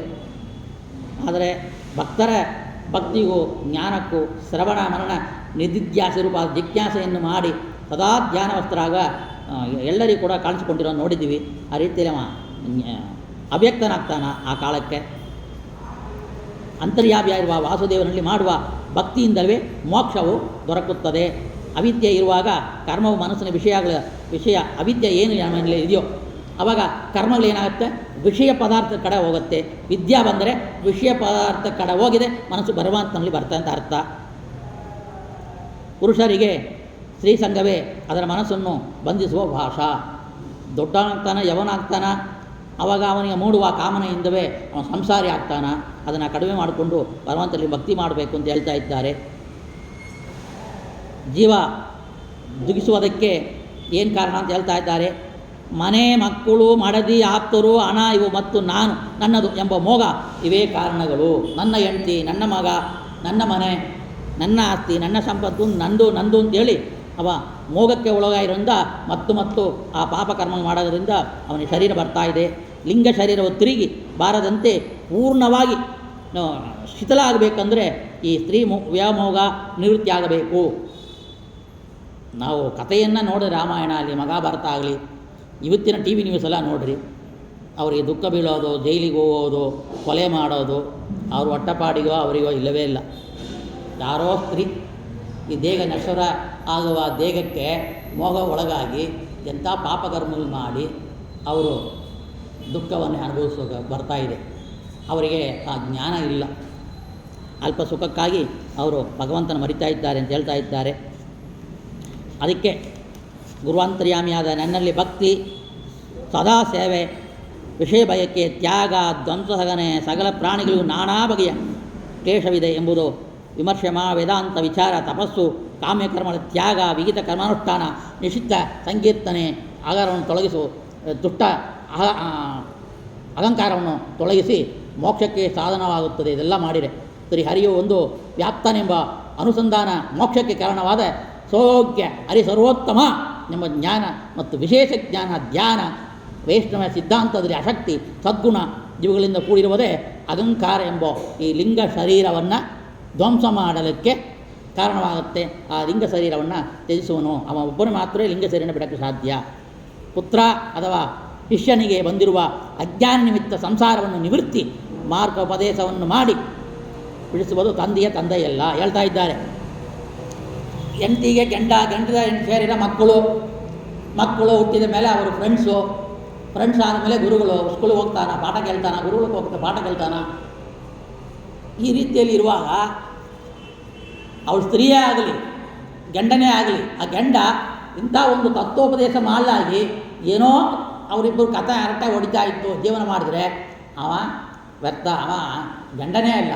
ಅಥವಾ ಗಂಡ ತಪ್ಪು ದಾರಿಗೆ ಹೋಗುವಾಗ ಸಂಸಾರ ಗಮನ ಇರಲಿ, ಸ್ವಲ್ಪ ಭಕ್ತಿ ಮಾರ್ಗವನ್ನು ಮಾಡಿ ಮೋಕ್ಷಕ್ಕೆ ಸಾಧನೆ ಮಾಡ್ಕೊಳ್ಳೋಣ ಹಾಗಂತೇಳಿ ಈ ಮೋಕ್ಷ ಸಾಧನೆಗೆ ಅವಳು ಹೇಳಿಲ್ಲ ಅಂದರೆ ಅವಳು ಹೆಂಡತಿಯೇ ಇಲ್ಲ. ಯಾರು ಸಖರು ಫ್ರೆಂಡ್ಸು ಅವರು ಫ್ರೆಂಡ್ಸೇ ಇಲ್ಲ, ಸಖರ ಆಗೋದಿಲ್ಲ, ಸಖ ಹೊಂದೋದಿಲ್ಲ. ಯಾಕಂದರೆ ಅವರು ಬರೀ ವೀನರಟ ಮಾಡಿಕೊಂಡು ಫ್ರೆಂಡ್ಸ್ ಸೇರಿ ಏನಾಗುತ್ತೆ, ಏನೋ ಅರ್ಥ ಬೆಳ್ಳಾದ ಅರಟೆಗಳು ಅಷ್ಟೇ ಆಗುತ್ತೆ, ಕಾಲ ವ್ಯರ್ಥ ಆಗುತ್ತೆ. ಅದಕ್ಕೆ ಅವರು ಫ್ರೆಂಡ್ಸುಗಳು ಇಲ್ಲ, ಹೆಂಡತಿಯೂ ಇಲ್ಲ, ತಂದೆಯೂ ಇಲ್ಲ, ಮಗನಿಗೆ ತಂದೆ ಇಲ್ಲ, ತಂದೆಗೆ ಮಗನಿಲ್ಲ, ಮಗನಿಗೆ ಒಳ್ಳೆ ಉಪದೇಶವನ್ನು ಮಾಡಿ ಸದ್ಮಾರ್ಗದಲ್ಲಿ ತೊಡಗಿಸ್ಕೋಬೇಕು ಅಂತೇಳಿ ಅವನಿಗೆ ಇಂಥ ಉಪದೇಶವನ್ನು ಮಾಡಬೇಕು, ಇಂಥ ಭಾಗವತಾದಿ ಕಥೆಗಳನ್ನ ಕೇಳು ಅಂತ ಹೇಳಬೇಕು, ಭಾಗವತ ಪುರಾಣವನ್ನು ಚಿಂತನೆ ಮಾಡು ಅಂತ ಹೇಳಬೇಕು. ಈ ರೀತಿಯಲ್ಲಿ ತಂದೆ ಎಲ್ಲ ಇದ್ದರೆ ಅವನ ತಂದೆಯೇ ಇಲ್ಲ ಹಾಗಂತೇಳಿ ಬೈತಾರೆ. ಋಷಭನಾಮ ಪರಮಾತ್ಮ. ಅದಕ್ಕೆ ನಾನು ಯಾರೋ ವಿಷಯ ಪದಾರ್ಥಗಳಿದ್ರೆ ಅವ್ರಿಗೆ ನಾನು ಸಿಕ್ಕೋದಿಲ್ಲ. ಈ ಕಾರಣದಿಂದಲೇ ನನ್ನನ್ನು ಶಬ್ದಾರ್ಥ ತತ್ವಜ್ಞಾನಿಗಳು ಋಷಭ ಹಾಗಂತೇಳಿ ಮುಂಚೆ ಹೇಳಿದ್ದಾರಲ್ಲ, ಆ ಋಷಭನೆಂದು ಅನ್ವ್ಯರ್ಥ ನಾಮ ಕರೆಯುವರು. ಪರಮಾತ್ಮರಿಗೆ ನಾರಾಯಣ, ಹರಿ, ಕೇಶವ, ಕೃಷ್ಣ, ಗೋವಿಂದ, ಋಷಭ ಏನೇನೋ ವಿಷ್ಣು ಸಹಸ್ರನಾಮನ ಅನಿರುದ್ಧ, ಪ್ರತಿಮ್ನ, ಸಂಕೃಷ್ಣ, ವಾಸುದೇವ, ನಾರಾಯಣ, ತುಮ್ಸುಮಾರ ಎಲ್ಲವೂ ಕೂಡ ಆ ನಾಮದಲ್ಲಿರುವ ಗುಣಗಳಿಗೆ ತಕ್ಕ ನಾಮಗಳು, ನಾಮಗಳಿಗೆ ತಕ್ಕ ಗುಣಗಳು, ಬೇರೆ ಯಾರಿಗೂ ಇರಲ್ಲ. ಬ್ರಹ್ಮ ಅಂದರೆ ಸರ್ವಗುಣ ಪರಿಪೂರ್ಣ. ಈ ಚತುರ್ಮುಖ ಬ್ರಹ್ಮ ಅಂದರೆ ಸರ್ವಗುಣ ಸಂಪನ್ನ ಆಗೋದಿಲ್ಲ. ಸರ್ವಗುಣ ಸಂಪನ್ನ ಪರಮಾತ್ಮ ಮಾತ್ರ. ಎಲ್ಲ ಅಸ್ವತಂತ್ರ ಇರೋದ್ರಿಂದ ಯಾರಂಥ ಗುಣ ಇಲ್ಲ. ಶಿವ ಅಂದರೆ ಶುದ್ಧ, ಶಿವ ಅಂದರೆ ಶುದ್ಧ, ಪೂರ್ಣವಾದ ಶುದ್ಧಿ ಅವನಲ್ಲಿಲ್ಲ. ಅವನಿಗೆ ಕಲುಪ್ರವೇಶ ಆಗಿ ಮನಸ್ಸು ಅಶುದ್ಧವಾಗಿರೋದನ್ನು ನೋಡಿದ್ವಿ ಕಥೆಯಲ್ಲಿ. ಅದಕ್ಕೆ ಶಿವ ಅಂದರೆ ಪರಮಾತ್ಮನೇ ಶಿವ, ಬ್ರಹ್ಮ ಅಂದರೆ ಪರಮಾತ್ಮನೇ ಬ್ರಹ್ಮ, ನಕ್ಷತ್ರ ಅಂದರೆ ಪರಮಾತ್ಮ. ಈ ನೋಡುವ ನಕ್ಷತ್ರ ಅಲ್ಲ, ಅವನಿಗೆ ಇನ್ನೊಂದು ಕ್ಷತ್ರಿಯ ಬೇಕಾಗಿಲ್ಲ ಅವನ ಕಾಪಾಡೋಕ್ಕೆ. ನಮಗೆಲ್ಲ ಎಲ್ಲರೂ ಬೇಕು, ಅದಕ್ಕೆ ನಕ್ಷತ್ರ. ಈ ರೀತಿಯಲ್ಲಿ ನಾಮಗಳನ್ನ ನಾವು ಅನ್ವರ್ಥ ಮಾಡಿಕೊಂಡ್ರೆ, ನಾವು ಚಿಂತನೆಯನ್ನು ಮಾಡಿದರೆ ಸರ್ವನಾಮಗಳು ಕೂಡ ಭಗವಂತನಿಗೆ ಅನ್ವಯ, ಭಗವಂತನೇ ಗುಣ ಇದೆ ಅಂತೇಳಿ ಚಿಂತನೆ ಮಾಡಬೇಕು. ಅದನ್ನೇ ಹೇಳ್ತಾ ಇದ್ದಾರೆ. ಮತ್ತು ನಾನು ಏನು ಬ್ರಾಹ್ಮಣರ ಮುಖೇನ ಬ್ರಾಹ್ಮಣರು ಊಟ ಮಾಡ್ತಾ ಇದ್ದಾರಲ್ವ, ಆ ಊಟ ಮಾಡಿ ಅವರು ತೃಪ್ತಿಯಾಗೋದೇ ನನಗೆ ಸಂತೋಷ. ಬ್ರಾಹ್ಮಣರಿಗೆ ಸಮನಾದ ಪ್ರಾಣಿಗಳು ಈ ಭೂಲೋಕದಲ್ಲೇ ಇಲ್ಲ. ಬ್ರಾಹ್ಮಣರು ಯಾರೋ ಅವ್ರು ನನ್ನ ಇಷ್ಟ. ಈ ಭೂಲೋಕದಲ್ಲಿ ಸಮನಾದ ಪ್ರಾಣಿ ಯಾರಿಲ್ಲ. ಬ್ರಾಹ್ಮಣರಿಗೆ ಭೋಜನವನ್ನು ಮಾಡಿದರೆ ನಾನು ತೃಪ್ತನಾಗುವ ಹಾಗೆ ಅಗ್ನಿಹೋತ್ರ ಹೋಮಾದಿಗಳಿಂದ ಕೂಡ ನಾನು ತೃಪ್ತನಾಗೋದಿಲ್ಲ. ಅಗ್ನಿಹೋತ್ರ ಮಾಡ್ತೀವಿ, ಆದರೆ ಒಂದು ಹೋಮ ಮಾಡಬೇಕೆಂದರೆ ಎಷ್ಟೋ ಈ ಕಾಲಕ್ಕೆ ಎಷ್ಟೋ ಸಾವಿರ ಕಟ್ಟಲೆ ಖರ್ಚಾಗುತ್ತೆ. ಅದೇ ಒಂದು ಬ್ರಾಹ್ಮಣ ಕರೆದು ಊಟ ಹಾಕ್ಬಿಟ್ರೆ ಒಂದು 300-500 ರೂಪಾಯಿಲಿ ಮುಗಿದೋಗುತ್ತೆ. ಆವಾಗ ಅಗ್ನಿಹೋತ್ರಾದಿ ಕರ್ಮಗಳಿಗೆ ಸಮಾನವಾದ ಫಲವನ್ನು ಭಗವಂತ ಕೊಡ್ತಾನೆ. ಆ ರೀತಿಯಲ್ಲಿ ಬ್ರಾಹ್ಮಣರಿಗೆ ಭೋಜನ ಇಷ್ಟ, ಪವಿತ್ರ ಮನಸ್ಸು, ಹರಿನಿಷ್ಠೆ, ಇಂದ್ರಿಯ ನಿಗ್ರಹ, ಸದ್ಗುಣ, ಕಿರಿಯರಲ್ಲಿ ಕಣಿಕರ, ತಪಸ್ಸು, ದ್ವಂದ್ವ ಸಹನೆ ಮತ್ತು ಬ್ರಹ್ಮಜ್ಞಾನ ಇವೆಲ್ಲ ಇರುವುದು ಬ್ರಾಹ್ಮಣರಲ್ಲಿ. ಇದೆಲ್ಲ ಇದೆ. ನನ್ನ ಶರೀರಂತಿರುವ ವೇದಗಳನ್ನು ಅವರು ಧರಿಸುವರು. ಈ ಬ್ರಾಹ್ಮಣೋತ್ತಮರು ಏನನ್ನು ಕೂಡ ಅಪೇಕ್ಷೆ ಮಾಡೋದಿಲ್ಲ. ಅವರಿಗೆ ಪ್ರಾರ್ಥನೀಯ ವಸ್ತುವೆಂದರೆ ನಾನು ಒಬ್ಬನೇ. ಆದ್ದರಿಂದ ನೀವೆಲ್ಲರೂ ಇಂತಹ ಬ್ರಾಹ್ಮಣರನ್ನೇ ಅವಶ್ಯವಾಗಿ ಪೂಜಿಸಬೇಕು. ಹಾಗಂತೇಳಿ ಬ್ರಾಹ್ಮಣರ ಮಹಿಮೆಯನ್ನು ಗೀತಾಚಾರ್ಯ ಕೃಷ್ಣ ಹೇಳಿದ್ದಾನ. ಜ್ಞಾನಿಗಳು ನನಗೆ ಇಷ್ಟ ಅಂತ. ಆ ಜ್ಞಾನಿಗಳೆಂದರೆ ಬ್ರಾಹ್ಮಣರು, ಅದಕ್ಕೆ ಮುಖದಿಂದ ಬಂದಿದ್ದಾರೆ. ಇದೆಲ್ಲ ಹೇಳ್ತಾನ. ಮಕ್ಕಳರ ತಾವರ ಜಂಗಮಾತ್ವಾದಿ ಸರ್ವವೂ ಕೂಡ ನನಗೆ ಅವಸ್ಥಾನ ಆಗಿದೆ.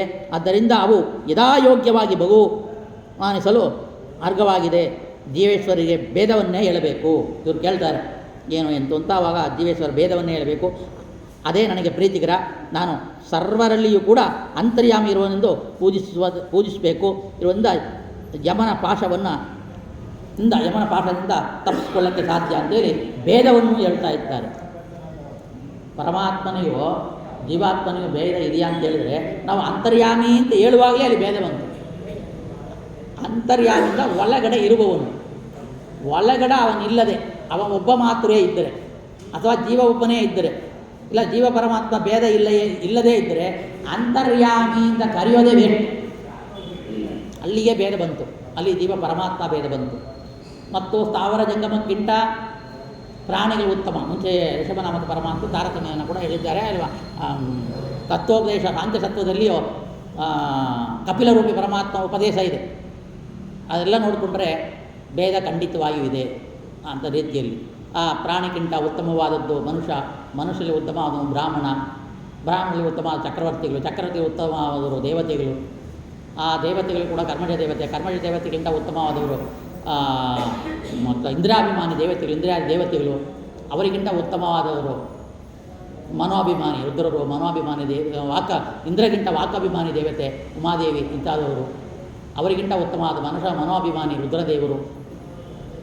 ಅಹಂಕಾರ ತತ್ವಾಭಿಮಾನಿ ದೇವತೆಗಳು, ಅವರಿಗಿಂತ ಉತ್ತಮವಾದ ಜೀವೋತ್ತಮರಾದ ಮಗತ್ತತ್ವಾಭಿಮಾನಿ ಬ್ರಹ್ಮವಾಯು. ಇವರಿಗಿಂತ ಉತ್ತಮೋತ್ತಮಳು ಲಕ್ಷ್ಮೀದೇವಿ, ಅವಳಿಗೆ ಪುರುಷಳು ಹೆಸರು. ಇವಳಿಗಿಂತ ಕಪಿಲರೂಪಿ ಪರಮಾತ್ಮನಲ್ಲಿ ದೇವಹೂತಿಗೆ ಮುಂಚೆ ನೋಡಿದೆವು ಮೊನ್ನೆ. ಯಾರು ಉತ್ತಮ ಪ್ರಕೃತಿ ಬೇಕಾದರೆ ಪ್ರಕೃತಿ ಲಕ್ಷ್ಮೀದೇವಿ ಅವಳಲ್ಲಿ ನಾನು ಸೃಷ್ಟಿಯನ್ನು ಮಾಡೋಕ್ಕೆ ಅವಳನ್ನ ಉಪಯೋಗ ಮಾಡ್ಕೊಳ್ತೀನಿ ಅಷ್ಟೇ. ಅವಳಿಗಿಂತ ಮಿಗಿಲಾದ ಅನಂತಪಟ್ಟು ಮಿಗಿಲಾದವನು ನಾನು, ನನ್ನ ವಶದಲ್ಲಿ ಅವಳು ಇರುವವಳು ಅಂಥೇಳಿ ಸರ್ವಸಂತನ ಹೇಳೋ ರೀತಿಯಲ್ಲಿ ಜೀವ ಭೇದ, ಜೀವ ಪರಮಾತ್ಮ ಭೇದ, ಜೀವ ಭೇದ, ಜಡ ಭೇದ, ಜಡ ಪರಮಾತ್ಮ ಭೇದ ಅಂಥೇಳಿ ಪಂಚಭೇದಗಳು ನಾವು ಏನು ಕೊಟ್ಟಿದ್ದಾರೋ ಅದು ಶಾಶ್ವತವಾಗಿರೋದು. ಮಧ್ವಾಚಾರ್ಯ ಹುಟ್ಟಿರೋ ಪಂಚಭೇದವನ್ನು ಕೊಟ್ಟರು ಅಂತ ಇಲ್ಲವೇ ಇಲ್ಲ. ಮುಂಚೆ ಏನಿತ್ತೋ ವೇದದಲ್ಲಿ, ಉಪನಿಷತ್ತುಗಳಲ್ಲಿ, ಭಾಗವತ ಪುರಾಣಗಳಲ್ಲಿ ಏನು ಹೇಳಿದ್ದಾರೋ ಅದನ್ನು ಮರಮಾಚಿದ್ದಾರೆ ಇತರ ಮತದವರು. ಆವಾಗ ತತ್ವಜ್ಞಾನ ಎಲ್ಲ ಒಂದು ಅಂತ ಹೇಳುವಾಗ, ಎಲ್ಲ ಮಾಯ, ಎಲ್ಲ ಸುಳ್ಳು ಅಂತ ಹೇಳುವಾಗ ತತ್ವಜ್ಞಾನ ಉಪದೇಶ ಆಗೋದೇ ಇಲ್ಲ. ಅದನ್ನು ಬಿಟ್ಟು ಯಥಾರ್ಥ ಜ್ಞಾನವನ್ನು ಪಡಿಬೇಕು.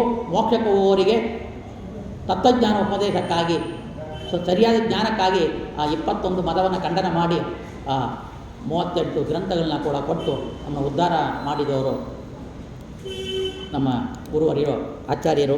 ಆ ರೀತಿಯಲ್ಲಿ ಇದಕ್ಕೆಲ್ಲ ಪ್ರಮಾಣ ಇದೆ. ಎಲ್ಲ ಪುರಾಣಗಳು ಇದನ್ನೇ ಹೇಳ್ತಾ ಇದೆ. ಈಗ ಮಕ್ಕಳಿಗೆ ಅಪ್ಪಣೆ ಮಾಡಿದ ವಿಶ್ವದೇವರು ಭಕ್ತಿ ಜ್ಞಾನ ವೈರಾಗ್ಯ ರೂಪದಿಂದ ಪರಮಹಂಸಾದ ಧರ್ಮವನ್ನು ತಿಳಿಸುವುದಕ್ಕಾಗಿ ಸನ್ಯಾಸವನ್ನು ಕೈಗೊಳ್ಳುವ ಭರತನಿಗೆ ಪಟ್ಟ ಕಟ್ಟಿದ್ದಾರೆ. ಭಗವಂತನ ಯಾಕೆ ಸನ್ಯಾಸಿ? ಭಗವಂತ ಎಲ್ಲ ಧರ್ಮವನ್ನು ಎಲ್ಲ ಕಾಲದಲ್ಲಿ ಆಚರಣೆ ಮಾಡುವ ಯೋಗಿತವನಲ್ಲಿ ಹುಟ್ಟಿರೋದು ಯಾತಕ್ಕೆ? ತತ್ವೋಪದೇಶಕ್ಕೆ. ಮಕ್ಕಳಿಗೆ ಮಾತ್ರ ಇಲ್ಲ, ಮತ್ತು ಎಲ್ಲರಿಗೂ ಉಪದೇಶ ಮಾಡೋಕ್ಕೆ ಹೊರಡಬೇಕು. ಅವರು ಯಾಕೆ ರಾಜ್ಯ ಪರಿಪಾಲನೆ ಬೇಕು? ರಾಜ್ಯಭಾರ ಯಾಕೆ ಬೇಕು? ಅದಕ್ಕೆ ಭರತರಾಜನಿಗೆ ಪಟ್ಟ ಕಟ್ಟಿದ್ದಾರೆ. ಆಮೇಲೆ ಅವರು ಸನ್ಯಾಸಿ ಆಗಿ ಎಲ್ಲ ಕಡೆಯೂ ಕೂಡ ತಿರುಗಾಡಿ ಹರಿ ಸರ್ವೋತ್ಮ ವಾಯು ಬೀಜತ್ವ ಪಂಚವೇದ ತಾರತಮ್ಯ ಸಿದ್ಧಾಂತ ಏನು ಇಷ್ಟೆಲ್ಲ ಹೇಳಿದ್ದಾರೋ ಹರಿ ಜ್ಞಾನ, ಅದನ್ನು ಉಪದೇಶ ಮಾಡೋಕ್ಕೆ ಹೊರಟಿದ್ದಾರೆ ಅಂತ ಹೇಳ್ತಾ ಇದ್ದಾರೆ.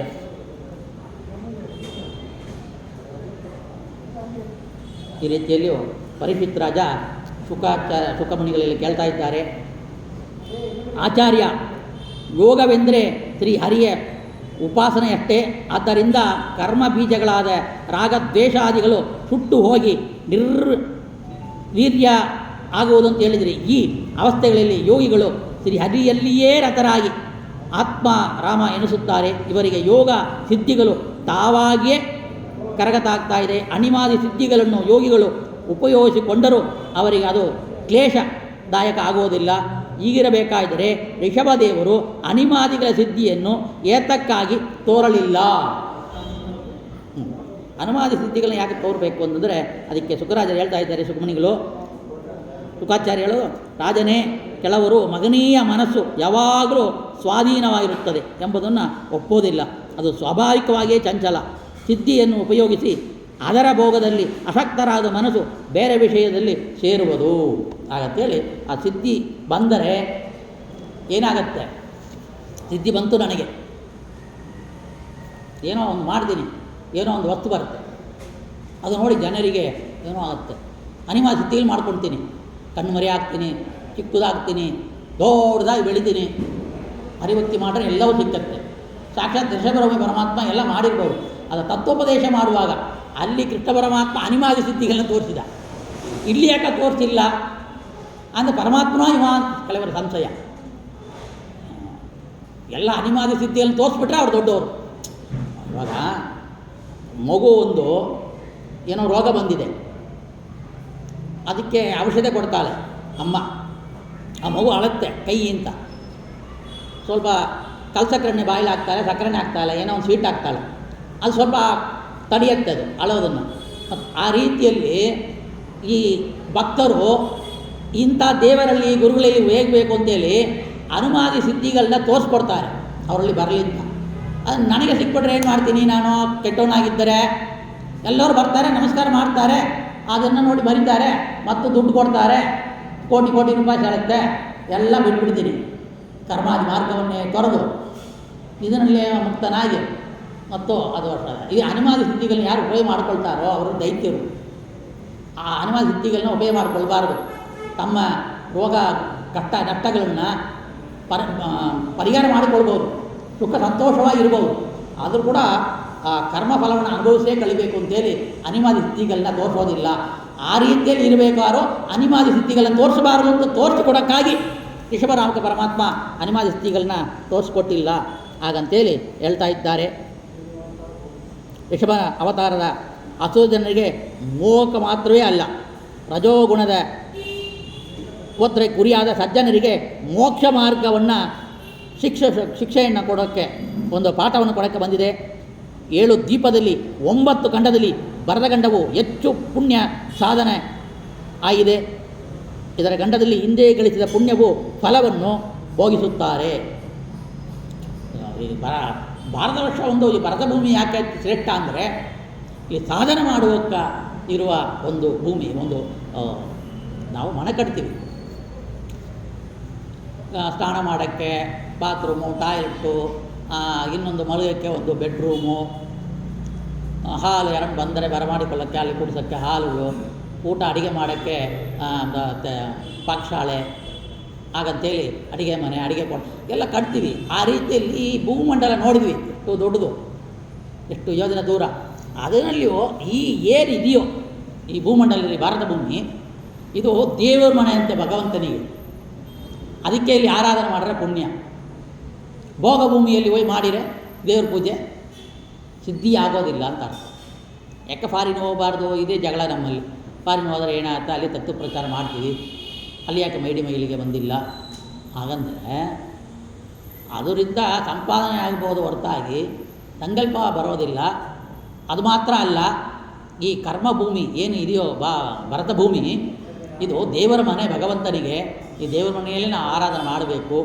ಮೋಕ್ಷ ಕೊಡೋದು ಇಲ್ಲಿಯವರವರಿಗೆ ಮಾತ್ರ ಅಂದರೆ ಹೌದು ಅಂತೇ ಭಗವಂತವೇ ಹೇಳಿದ್ದಾನೆ. ಇದರ ಶಾಸ್ತ್ರಗಳು ಹೇಳುತ್ತೆ, ಸಂಕಲ್ಪ ಇಲ್ಲೇ ಕೂಡುತ್ತೆ.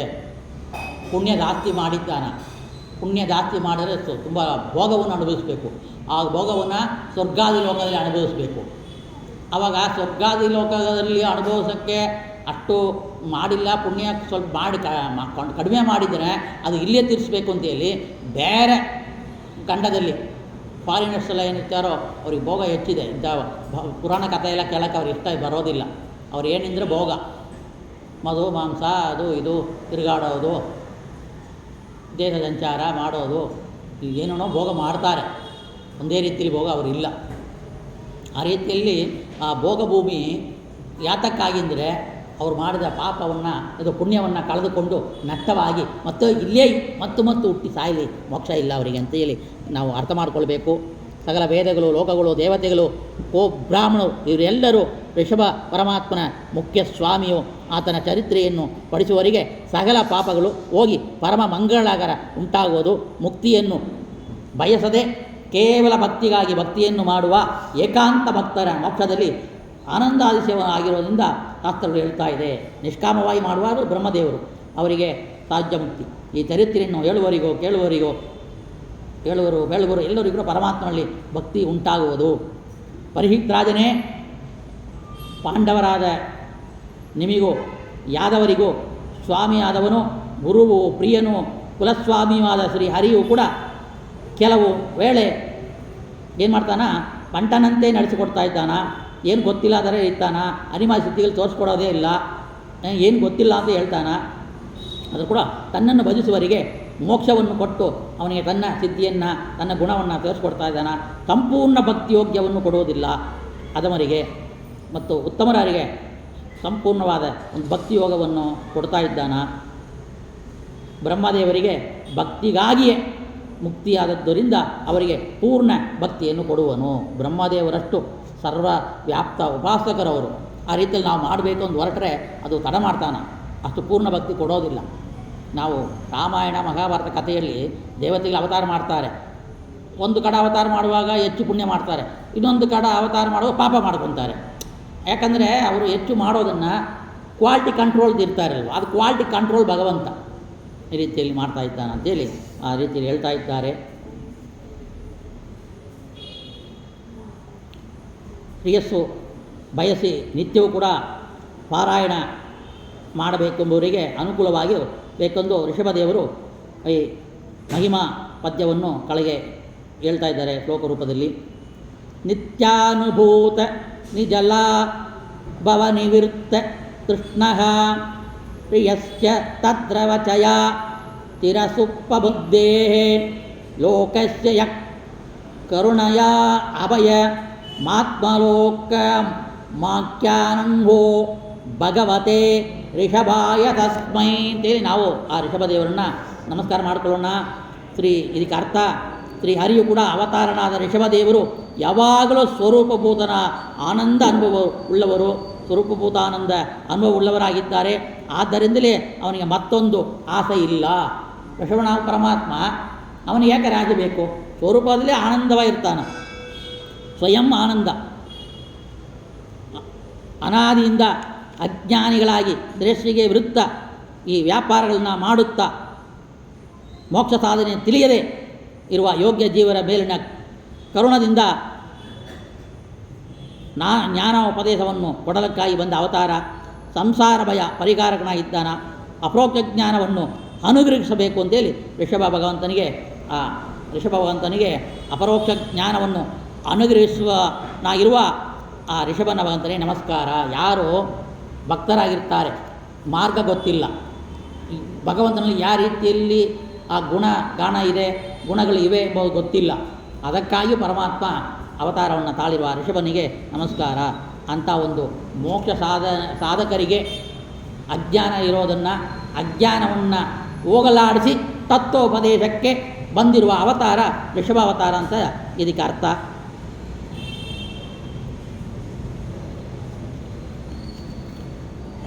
ಇಲ್ಲಿಗೆ 6ನೇ ಅಧ್ಯಾಯ ಮುಗಿಸ್ತಾ ಇದ್ದಾರೆ. ಈ ಭರತರಾಜನು ತಂದೆಯ ಅಪ್ಪನೆಯಂತೆ ಧರ್ಮದಿಂದ ರಾಜ್ಯ ಪರಿಪಾಲನೆ ಮಾಡ್ತಾ ಇದ್ದಾರೆ.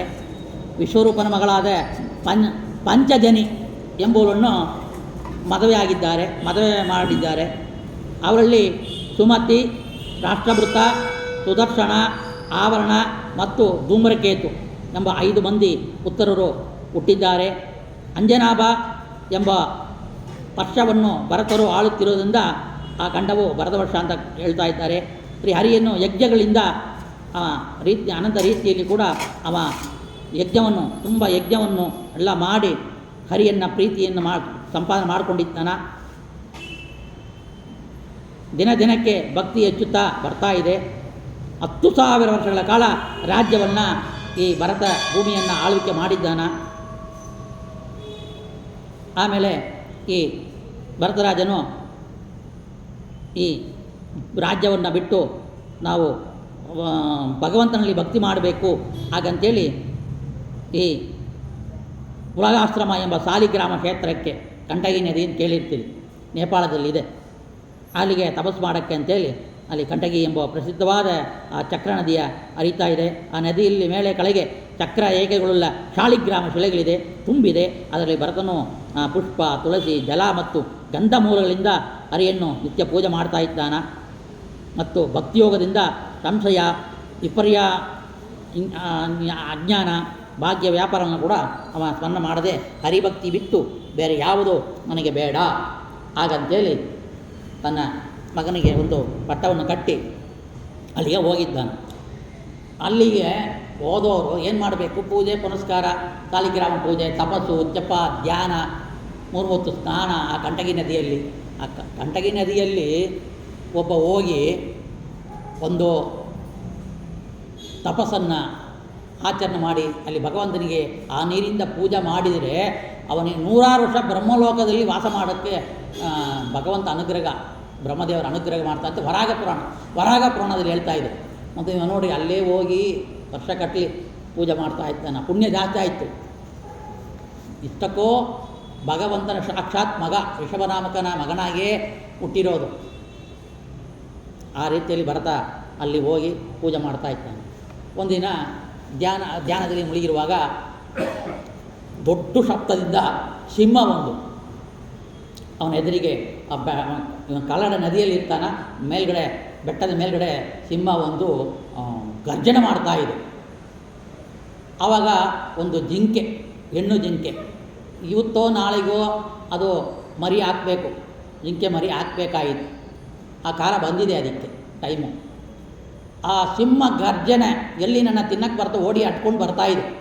ಆ ಭಯಭೀತವಾಗಿಯೋ ಈ ನದಿಯನ್ನು ದಾಟಬೇಕು ಅಂತೇಳಿ ಭಯದಿಂದ ಅದು ನದಿಯನ್ನು ದಾಟ್ತಾ ಇದೆ. ಆ ಗರ್ಭಸ್ರಾವ ಆಗಿದೆ. ಅದು ಪೂರ್ಣವಾಗಿ ಗರ್ಭ ಇರೋದ್ರಿಂದ ಆ ಜಿಂಕೆ ಮರಿಯ ಒಂದು ಕೂಸು ಹುಟ್ಟಿದೆ. ಜಿಂಕೆ ಮರಿ ಹುಟ್ಟಿದ ಕೂಡಿ ಅದನ್ನು ನದಿಯಲ್ಲಿ ಬಿದ್ದೋಯಿತು. ಇದು ಕಲ್ಲು ಬಂಡೆ ಮೇಲೆ ಬಿದ್ದು ಭಯ, ಭೀತಿ,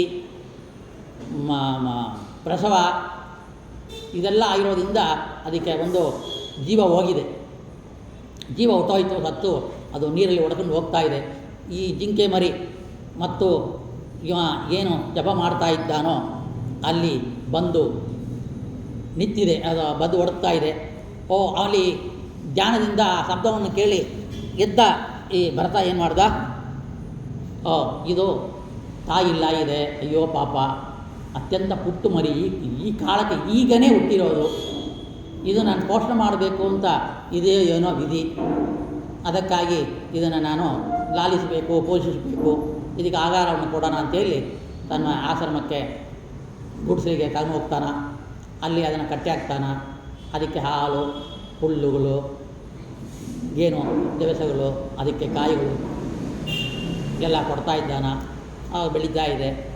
ಇವ ಏನು ಮಾಡೋದಂತೆ ತಪಸ್ಸು ಮಾಡೋತಾ ಇರೋದು, ದೇವ್ರಿಗೆ ಪೂಜೆ ಮಾಡ್ತಾ ಇರೋದು. ಅಯ್ಯಯ್ಯೋ ತೋಳಗಳು ಅಥವಾ ಸಿಂಹವೋ ಬೇರೆ ನಾಯಿ ನರಿಗಳು ಬಂದು ಇದನ್ನು ಕಚ್ಚಿತ್ತೋ ತಿನ್ನುತ್ತೋ, ನಾವು ಬಿಟ್ಬಿಟ್ಟು ಬಂದಿದ್ದಲ್ವಾ, ಎಷ್ಟು ಪಾಪ ನಮಗೆ ಅಂಥೇಳಿ ಪೂಜೆ ಪುನಸ್ಕಾರನ ಅರ್ಧಮಾರ್ಕ ಬೇಗ ಬೇಗ ದೇವ್ರ ಪಟ್ಟಿಗೆ ಕಟ್ಬಿಟ್ಟು ಮತ್ತು ಹೋಗೋದಂತೆ. ಇವ ಅದನ್ನು ಮುಟ್ಟೋದು, ಲಾಲಿಸೋದು ಎಲ್ಲ ಮಾಡುತ್ತೆ. ಇದು ಏನಾಗುತ್ತೆ, ಅವನ ಮೇಲೆ ಒಂದು ಪ್ರೀತಿಯಿಂದ ಅವನ ಮೇಲೆ ಗುಣಿಯೋದು, ಜಂಪ್ ಮಾಡೋದು, ಮುಟ್ಟೋದು ಎಲ್ಲ ಮಾಡ್ತಾಯಿದೆ. ಮೋಸೋದು, ಅವನ ಕೂತ್ಕೊಂಡಾದರೆ ಅವನ ಮಡಿ ಮೇಲೆ ಹೋಗಿ ಮಲಗೋದು, ಅವನ ತಲೆ ಮೇಲೆ ಆರೋದು, ತಲೆ ಮೇಲೆ ಕಾಲಿಡೋದು, ಇಂಥ ಚೇಷ್ಟೆಗಳು ಮಾಡ್ತಾಯಿದೆ. ಇವತ್ತು ಎಲ್ಲರೂ ಮಾಡ್ತಾಯಿರೋದು. ಜಿಂಕೆಗೆ ಅರಣ್ಯದಿಂದ ಜಿಂಕೆ ತಗೊಂಡ್ಬಂದು ಸಾಕಬೇಕು ಅಂತ ಆಸೆ ಇದೆ. ಜಿಂಕೆ ಅಂದರೆ ಎಲ್ಲರಿಗೂ ಇಷ್ಟನೇ, ಆದರೆ ಕಾನೂನು ಇಲ್ಲ. ಆದರೆ ನಾಯಿಗೆ ಕಾನೂನು ಏನಿಲ್ಲ, ನಾಯಿ ಬೆಳೆಸ್ಬೋದು. ಅದಕ್ಕೆ ಇವತ್ತು ಎಲ್ಲ ಮನೆಯೂ ಕೂಡ ಇವ ಭರತ ಜಿಂಕೆ ಬೆಳೆಸಿದರೆ ಈ ಕಾಲದಲ್ಲಿ ಎಲ್ಲ ನಾಯಿ ಬೆಳೆಸ್ತಾರೆ. ಅದು ನೋಡಿರಿ, ಮಕ್ಕಳನ್ನ ಕೂಡ ಮುದ್ದಾಡೋಕ್ಕೆ ಬಿಡೋದಿಲ್ಲ ಅಪ್ಪ, ಅದನ್ನು ಎತ್ತಿಟ್ಕೊತಾನೆ, ಅದು ನೆಕ್ಕತ್ತೆ, ಅದಕ್ಕೆ ಅವನ ಕಚ್ಚುತ್ತೆ ಕೈನ, ಮತ್ತು ತಲೆ ಮೇಲೆ ಹತ್ತಿ ಕೂಡುತ್ತೆ, ಅದನ್ನು ಎತ್ತಿ ಹೈಟಾಗಿ ಮುದ್ದಾಡ್ತಾನೆ ಅವ. ಇದಕ್ಕೆ ಮುದ್ದೆ ಕೊಡೋದು, ಅವ ನಾಯಿಗೆ ಮುದ್ದು ಕೊಡೋದು. ಎಂಥ ಪರಿಸ್ಥಿತಿ ಬಂದು ನೋಡ್ರಿ. ಆ ರೀತಿಯಲ್ಲಿಯೂ ಇದು ಭರತನಿಗೆ ಆ ಜಿಂಕೆ ಮೇಲೆ ಒಂದು ಪ್ರೀತಿ ಉಂಟಾಗಿದೆ. ಅದು ಬೆಳೆಯುತ್ತೆ, ಬೆಳೆದ ಮೇಲೆ ಹೊಟ್ಟೋಗುತ್ತೆ. ಮಕ್ಕಳು ಬೆಳೆದ ಮೇಲೆ ಎಲ್ಲ ಕೆಲಸ ದೋಷ ಮಾಡಿಕೊಂಡು ಅಪ್ಪ ಅಮ್ಮನ ಬಿಟ್ಟು ಹೋಗೋ ರೀತಿಯಲ್ಲಿಯೂ ಇದು ಹೊಟ್ಟೋಗುತ್ತೆ. ಸ್ವಲ್ಪ ವರ್ಷ ಇತ್ತು, ಅದು ಬೆಳೀತು, ಹೊಟ್ಟೋಯ್ತು. ಈಗ ಎಲ್ಲಿ ಬಂದಿಲ್ಲ, ಇದು ಎಲ್ಲಿ ಹೋಯ್ತೋ ಏನೋ, ಈ ಸಿಂಹ ತುಂಬ ಕಚ್ಚಿ ತಿಂತೋ, ಪ್ರಾಣಿಗಳು ಬೇರೆ ಪ್ರಾಣಿಗಳು ಕಚ್ಚಿ ತಿಂತೋ, ಇವನ ಸಂಹಾರ ಆಯಿತೋ, ಸತ್ತೋಗ್ಬಿಡ್ತೋ, ಇದೇ ಚಿಂತನೆಯಲ್ಲಿ ಇರ್ತಾನೆ. ಇವನಿಗೋ ವಯಸ್ಸಾಯಿತು, ಪೂಜೆ ಪುನಸ್ಕಾರ ಮಾಡೋದು ಕಡಿಮೆ ಆಯಿತು, ಯಾವಾಗಲೂ ಜಿಂಕೆ ಚಿಂತೆ ಆಯಿತು. ಆವಾಗ ಈ ಜಿಂಕೆ ಚಿಂತನೆಯಿಂದ ಅವ ಪ್ರಾಣ ಬಿಟ್ಟಿದ್ದಾನೆ. ಭಗವದ್ಗೀತಾದಲ್ಲಿ ಕೃಷ್ಣ ಏನು ಹೇಳಿದ್ದಾನ, ಎಂ ವಾಪಿ ಸ್ಮರನ್ ಕಾಲೆ ತ್ಯಜೇಂತೆ ಕಲೇವರಂ ತಮೇವತ ಕೌಂತೆಯ ಸದಾ ಮದ್ಭಾವ ಭಾವಿತಃ. ಭಗವದ್ಗೀತಾ.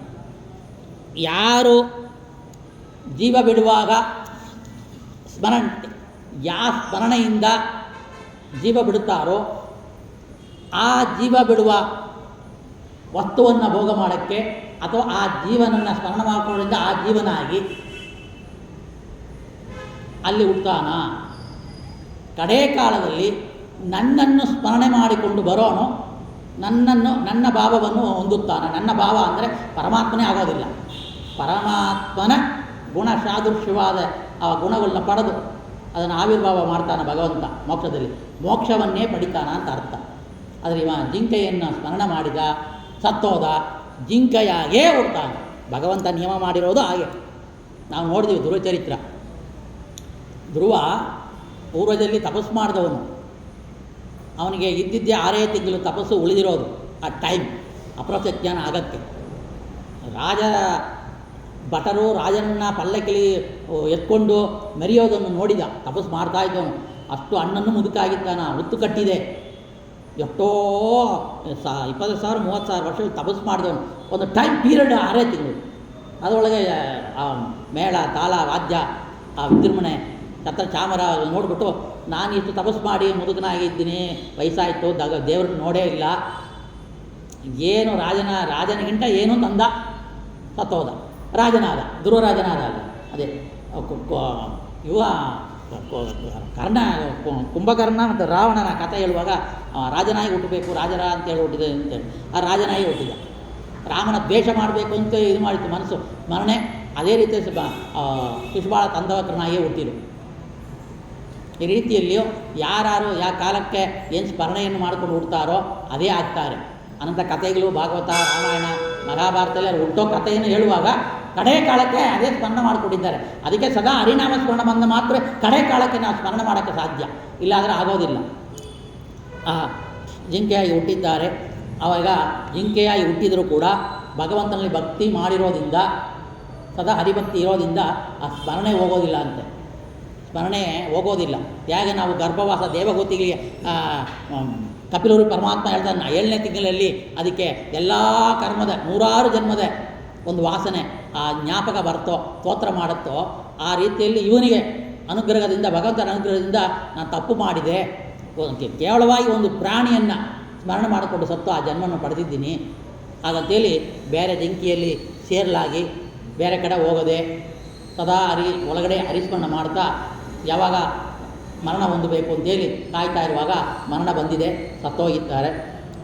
ಆ ರೀತಿಯಲ್ಲಿ ಮರಣ ಬಂದಿದೆ ಆ ಜಿಂಕೆಗೆ, ಭರತನಿಗೆ. ಜಿಂಕೆಗೆ ಒಂದು ಜನ್ಮ ಅಲ್ಲಿಗೆ ಮುಗೀತು. ಆಮೇಲೆ ಇವ ಎಲ್ಲಿ ಹುಟ್ಟಿದ್ದಾನ ಅಂತ ಹೇಳಿದರೆ ಅದು ಹೇಳ್ತಾ ಇದ್ದಾರೆ.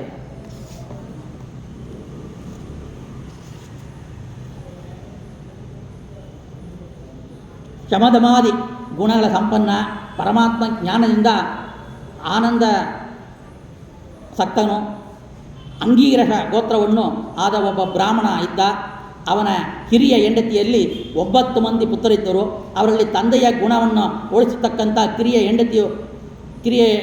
ಹೆಂಡತಿಯಲ್ಲಿ ಒಂದು ಹೆಣ್ಣು ಮತ್ತು ಒಂದು ಗಂಡು ಕೂಸು ಹುಟ್ಟಿದೆ. ತಂದೆಯ ಗುಣವಂತೆ ಹರಿಭಕ್ತನಾಗಿ ಆ ಗಂಡು ಮಗನೇ ಭರತನು ಹಾಗಂತ ಹೇಳ್ತಾ ಇದ್ದ. ಸಾಯುವಾಗ ಬ್ರಾಹ್ಮಣ ಸ್ಮರಣ ಬಂತು ಅಂತೆ. ಅದಕ್ಕೆ ಬ್ರಾಹ್ಮಣ ಗೋತ್ರದಲ್ಲಿ ಉತ್ತಮವಾದ ಗೋತ್ರದಲ್ಲಿ ಉತ್ತಮವಾದ ಇದಕ್ಕೆ ಹುಟ್ಟಿದ್ದಾನ 2ನೇ ಹೆಂಡತಿ, ಅವಳಲ್ಲಿ ಒಂದು ಗಂಡು ಒಂದು ಹೆಣ್ಣು, ಅದಕ್ಕೆ ಭರತನಾಗಿ ಹುಟ್ಟಿದ್ದಾರೆ. ಆ ಬ್ರಾಹ್ಮಣ ಜನ್ಮದಲ್ಲಿಯೂ ಕೂಡ ಶ್ರೀ ಹನಿಯ ಅನುಗ್ರಹದಿಂದ ಪೂರ್ವ ಜನ್ಮಗಳ ಸ್ಮರಣೆ ಉಂಟಾಗಿ ಬಂಧುಗಳೊಡನೆ ಸೇರದೆ, ಯಾಕಂದರೆ ಋಷಭನಾಮಕ ಪರಮಾತ್ಮನ ಉಪದೇಶವನ್ನು ಕೇಳಿದ್ದಾನೆ ಆ ಜನ್ಮದಲ್ಲಿ, ಭಕ್ತ್ಯಾದಿಗಳನ್ನ ಮಾಡಿದ್ದಾನ. ಅದಕ್ಕೆ ಕೇಳಬೇಕು ಅನ್ನೋದು. ಇವಾಗ ನೀವು ಭಾಗವತ ಏನು ಕೇಳ್ತಾ ಇದ್ದೀರೋ 1 ತಾಸು ಅದು ವ್ಯರ್ಥ ಆಗೋದಿಲ್ಲ. ಬೇರೆ ಪುರಾಣ, ಟಿ ವಿ ಕಥೆಗಳು, ಸಿನಿಮಾ ಕಥೆಗಳು ಅದೆಲ್ಲ ವ್ಯರ್ಥನೇ. ಮುಂಚೆ ಹೇಳಿದ್ದಾನೆ ಭಗವಂತ. ಅದು ನನಗೆ ಸ್ಮರಣೆ ತಗೊಂಡ್ರೆ ಪಾಪಕ್ಕೆ ದಾರಿ ಆಗಿಬಿಡುತ್ತೆ, ಅದರಿಂದ ಮನೆ ಕೆಳಗಾಗತ್ತೆ, ಮನಃಶಾಂತಿ ಹೊಟ್ಟೋಗುತ್ತೆ, ಮನೇಲಿ ಜಗಳ ಆಗುತ್ತೆ. ಆದರೆ ಹರಿಸ್ಮರಣೆ ಅದು ಆ ಜ್ಞಾನವನ್ನು ಚಿಂತನೆ ಮಾಡುವುದು ಜನ್ಮ ಜನ್ಮಕ್ಕೂ ಬರ್ತದೆ ಅಂತ ಅರ್ಥ. ಅದಕ್ಕೆ ಇಂಥ ಕಥೆಗಳು ಹೊರಟಿರೋದು. ಅದು ಶ್ರವಣ ಮಾಡೋದು ಎಂತೂ ವ್ಯರ್ಥ ಆಗೋದಿಲ್ಲ ಅಂತ ನಾವು ಇಂಥ ಅನುಭವದಿಂದ ತಿಳಿಬೇಕು. ಅವ ಯಾರಲ್ಲಿ, ಯಾಕಂದರೆ ಭಗವಂತ ಹೇಳಿದ್ದಾನಲ್ಲ, ಯಾರು ಭಗವಂತನ ಕಥೆ ಹೇಳಿಲ್ವೋ ಅವ್ರ ಹೆಂಡತಿ ಇಲ್ಲ, ಅವ್ರ ಗಂಡ ಇಲ್ಲ, ಅವ್ರ ಮಕ್ಕಳಿಲ್ಲ, ಅವ ಫ್ರೆಂಡ್ ಇಲ್ಲ ಅಂತ. ಇವರೆಲ್ಲ ಹರಿಭಕ್ತರೇ ಇಲ್ಲ. ಇವ ಹರಿಭಕ್ತನ ಇದ್ದಾನ. ಅದಕ್ಕೆ ಇವ್ರ ಜೊತೆಯಲ್ಲಿ ಸೇರಿಕೊಂಡ್ರೆ ಆ ಅಂಟು ನಮಗೆ ಬರುತ್ತೆ, ಪಾಪದ ಅಂಟು ಬರುತ್ತೆ. ಅವರಪ್ಪ ಎಷ್ಟೋ ವೇದ ಪಾಠ ಹೇಳ್ಕೊಡ್ತಾನಂತೆ. ಬ್ರಾಹ್ಮಣ ಇದ್ದರೂ ಕೂಡ ಇವ ಒಪ್ಪಿಲ್ಲ. ತಪ್ಪಾಗಿ ಹೇಳೋದು, ಸ್ವರ ತಪ್ಪಾಗಿ ಹೇಳೋದು, ಮಂತ್ರ ತಪ್ಪಾಗಿ ಹೇಳೋದು, ಶ್ಲೋಕ ತಪ್ಪಾಗಿ ಹೇಳೋದು. ಅವನಿಗೆ ಅಯ್ಯೋ ಇಂಥ ಮಗ ಹುಟ್ಬಿಟ್ನೆ ನನಗೆ ಅಯ್ಯೋ ಅಂತೇಳಿ ಅವ ಪ್ರಾಣ ಬಿಟ್ಟಿದ್ದಾನಂತೆ ಇವನ ದುಃಖದಿಂದ. ಆಮೇಲೆ ಇವ ಏನು ಮಾಡ್ತಾನ, ತಂದೆ ಹೋದ ಮೇಲೆ ತಾಯಿಯು ಸಮಗಮನ ಮಾಡಿದ್ದಾರೆ ಅಗ್ನಿಯಲ್ಲಿ. ಆವಾಗ ಇವನಿಗೆ ಎಲ್ಲರೂ ಬೈತಾರಂತೆ, ಇವ ದಡ್ಡನಾಗಿದ್ದಾನ, ಏನು ಗೊತ್ತಿಲ್ಲ, ಅಜ್ಞಾನ ಇದ್ದಾನ, ಹುಚ್ಚನಾಗಿದ್ದಾನ ಅಂತೇಳಿ ಇವನಿಗೆ ಒಂದು ಊಟ ಸರಿಯಾಗಿ ಕೊಡೋದಿಲ್ಲ. ಅವರು ಸುಮ್ಮನೆ ಇರ್ತಾನೆ, ಜಗಳಕ್ಕೆ ಹೋಗೋದಿಲ್ಲ, ಏನು ಮಾಡೋದಿಲ್ಲ. ಅಳಿಸಿದ್ದಾಕ್ತಾರೆ, ತಂಗ್ಳನ್ನು ಹಾಕ್ತಾರೆ, ಉಳಿಸೋದಿದ್ದಾರೆ, ಕೆಟ್ಟೋಗಿದ್ದು ಹಾಕಿದ್ದಾರೆ, ರುಚಿಯೇ ನೋಡೋದಿಲ್ಲ, ಅದನ್ನೇ ತಿಂತಾನೆ. ಅದೇ ಒಂದು ಯೋಗ ತಪಸ್ಸು ಅನ್ನೋದೇ ಇದಕ್ಕೆ. ಅದು ಮನಸ್ಸಿಗೆ ಬಂದರೆ ಕಟ್ಟಾಗತ್ತೆ. ಈ ರೀತಿಯಲ್ಲಿ ಅಳಿಸೋಗಿದ್ದು, ಕೆಟ್ಟೋಗಿತ್ತು ಹಾಗಂತೇಳಿ ಹಾಕಿ ಬೆಳೆಸಿ ಅದನ್ನೇ ತಿಂದು ಅವನ ದಟ್ಟಪುಟ್ಟನಾಗಿ ಬೆಳಿತಾನ. ಆವಾಗ ಇವರೆಲ್ಲ ಇವನಿಗೆ ಸರಿಯಾಗಿ ನೋಡ್ಕೊಳ್ಳೋದಿಲ್ಲ, ಮನೆ ಬಿಟ್ಟು ಓಡಿಸ್ತಾರೆ. ಆ ಮನೆ ಬಿಟ್ಟು ಹೋಗಿ ಏನು ಸಿಕ್ಕತ್ತೋ ಏನು ಇದಾಗತ್ತೋ, ಗೆಣಸು ಗೆಡ್ಡೆಗಳು ಮರದ ಎಲೆಗಳು ಅದು ಪತ್ರಗಳು ತಿಂದುಕೊಂಡು ಹಾಗೆ ಹೋಗ್ತಾ ಇದ್ದಾನ. ಆ ಹೋಗುವ ಕಾಲಕ್ಕೆ ಅಹೋಗನ ಮಹಾರಾಜ ಅಂತೇಳಿ ಒಂದು ರಾಜ ಬರ್ತಾನ. ಅವನ ವೃತ್ತಿಯರು ನೋಡ್ತಾರೆ, ಇವನ ದಟ್ಟಪುಟ್ಟನಾಗಿದ್ದಾನ. ರಾಜರ ಪಲ್ಲಕ್ಕಿ ಒರಿಯೋಕ್ಕೆ ಇವ ಒಳ್ಳೆ ಮನುಷ್ಯನಾಗಿ ಕಾಣಿಸ್ತಾನ. ಹಾಗಂತೇಳಿ ಅವನು ಎಳ್ಕೊಂಡು ಬಂದು ಅಲ್ಲಿ ರಾಜರು ಹೋಗೋ ಒಂದು ಪಲ್ಲಕ್ಕಿಯಲ್ಲಿ ಇವನ ಇದು ಮಾಡ್ತಾರೆ. ಆವಾಗ ಇವ ಪ್ರಾಣಿ ಹಿಂಸೆ ಮಾಡಬಾರ್ದು ಅಂತೇಳಿ ಇವ ಅಲ್ಲಿ ಏನೇನು ಓಡಾಡುತ್ತೋ ಸಣ್ಣ ಪುಟ್ಟ ಪ್ರಾಣಿಗಳು, ಪಕ್ಷಿಗಳು, ಪುಟ್ಟ ಪುಟ್ಟ ಒಂದು ಇದು ವಂಡುಗಳು ಅದೆಲ್ಲ ಮೆಟ್ಟಬಾರ್ದು, ತುಳಿಬಾರ್ದು, ಅದಕ್ಕೆ ಹಿಂಸೆ ಮಾಡಬಾರ್ದು ಹಾಗಂತ ಹೇಳಿ ಇವ ಸ್ವಲ್ಪ ಅದನ್ನು ದಾಟಿ ಸ್ವಲ್ಪ ಅಲ್ಲಾಡಿ ಹೋಗ್ತಾ ಇದ್ದಾನ. ಏನು ಅಲ್ಲಾಡುತ್ತೆ ಹಾಗಂತೇಳಿ ರಾಜ ಕೇಳ್ತಾ ಇರ್ತಾನ. ನಾವೆಲ್ಲ ಸರಿಯಾಗಿ ಪಲ್ಲಕ್ಕಿನ ಹೊರಿತಾ ಇದ್ದೀವಿ, ಆದರೆ ಯಾರೋ ಇವ ಬಂದು ಹೊಸ್ತಾಗಿ ಬಂದಿದ್ದಾನ, ಇವ ಅಲ್ಲಾಡ್ತಾ ಇದ್ದಾನ. ಈ ರಾಜ ಕೇಳ್ತಾನ, ಏನಪ್ಪ ನೀನೇನು ಕಟ್ಟಾಯ್ತೋ ರಾಜನನ್ನ ಹೊರಿಯೋದು ಹಾಗಂತೇಳಿ. ಅದಕ್ಕೆ ಇವ ಅನಂತ ಉತ್ತರವನ್ನು ಕೊಡ್ತಾನ. ಆ ಉತ್ತರ ಏನು, ಆ ಕೊಟ್ಟಿರುವ ಉತ್ತರ ನಮಗೆ ಯಾವ ರೀತಿಯಲ್ಲಿ ಅನುಸಂಧಾನಕ್ಕೆ ತಗೊಳ್ಬೇಕು, ನಿಜ ತತ್ವ ಏನು ಅವನು ಕೊಟ್ಟಿರೋದು, ಆಮೇಲೆ ರಾಜ ಅವನಿಗೆ ಏನು ಮಾಡಿದ ಇತ್ಯಾದಿನ ಮುಂದೆ ನಾಳೆಗೆ ನೋಡೋಣ ಅಂಥೇಳಿ ಈ ದಿನದ ಉಪನ್ಯಾಸವನ್ನು ಋಷಭನಾಮಕ ಪರಮಾತ್ಮ ಶ್ರೀ ರಾಘವೇಂದ್ರ ತೂರಾಂಗತ ಭಾರತೀಯ ಮುಖ್ಯಪ್ನ ಮಮ ಅಂತರ್ಯಾಮಿ ಬಿಂಬರೂಪ್ಯಾಭಿನ್ನ ಋಷಭರು ಪರಮಾತ್ಮನಲ್ಲಿ ಸಮರ್ಪಣೆಯನ್ನು ಮಾಡ್ತಾಯಿದ್ದೀನಿ. ಶ್ರೀ ಕೃಷ್ಣಾರ್ಪಣಮಸ್ತು, ಶ್ರೀ ಕೃಷ್ಣಾರ್ಪಣಮಸ್ತು. ಕಾಯೇನ ವಾಚ ಮನಸೇಂದ್ರಿಯರ್ವಾ ಬುದ್ಧ್ಯಾತ್ಮನಾ ವಾ ಅನುಸೃತೆ ಸ್ವಭಾವತ್ ಕರೋಮಿ ಯತ್ತತ್ ಸಕಲಂ ಪರಸ್ಮೈ ಶ್ರೀಮನ್ನಾರಾಯಣ ಇತಿ ಸಮರ್ಪಯಾಮಿ. ಶ್ರೀ ಕೃಷ್ಣಾರ್ಪಣಮಸ್ತು. ಹನುಮನೊಡೆಯ ರಾಮವಿಠಲ ಉದ್ಧರಿಸು ಸ್ವಾಮಿ, ಉದ್ಧರಿಸು. ಹರಿ ಓಂ. ಓಂ ಕೇಶವಾಯ ನಮಃ, ಮಾಧವಾಯ ನಮಃ, ಗೋವಿಂದಾಯ ನಮಃ, ಮಧುರಾಯ ಮಧುರಿಕವಾಮ ಸಿದ್ಧರಾಯ ನಮಃ, ಪದ್ಮನ ಸಮೋದರಾಯ ನಮಃ, ಸುಂದರಕಾಯ ನಮಃ, ದೇವಾಯ ನಮಃ, ಋಡೋತ್ಮಾಯ ನಮಃ, ದೋಕ್ಷಾಯ ನಮಃ, ವಿಷ್ಣುವಾಯ ನಮಃ, ಚ್ಯುತಾಯ ನಮಃ, ವೇಂದ್ರ ಹರೇ ನಮಃ. ಶ್ರೀ ಋಷಭಾಯ ನಮೋ ನಮಃ.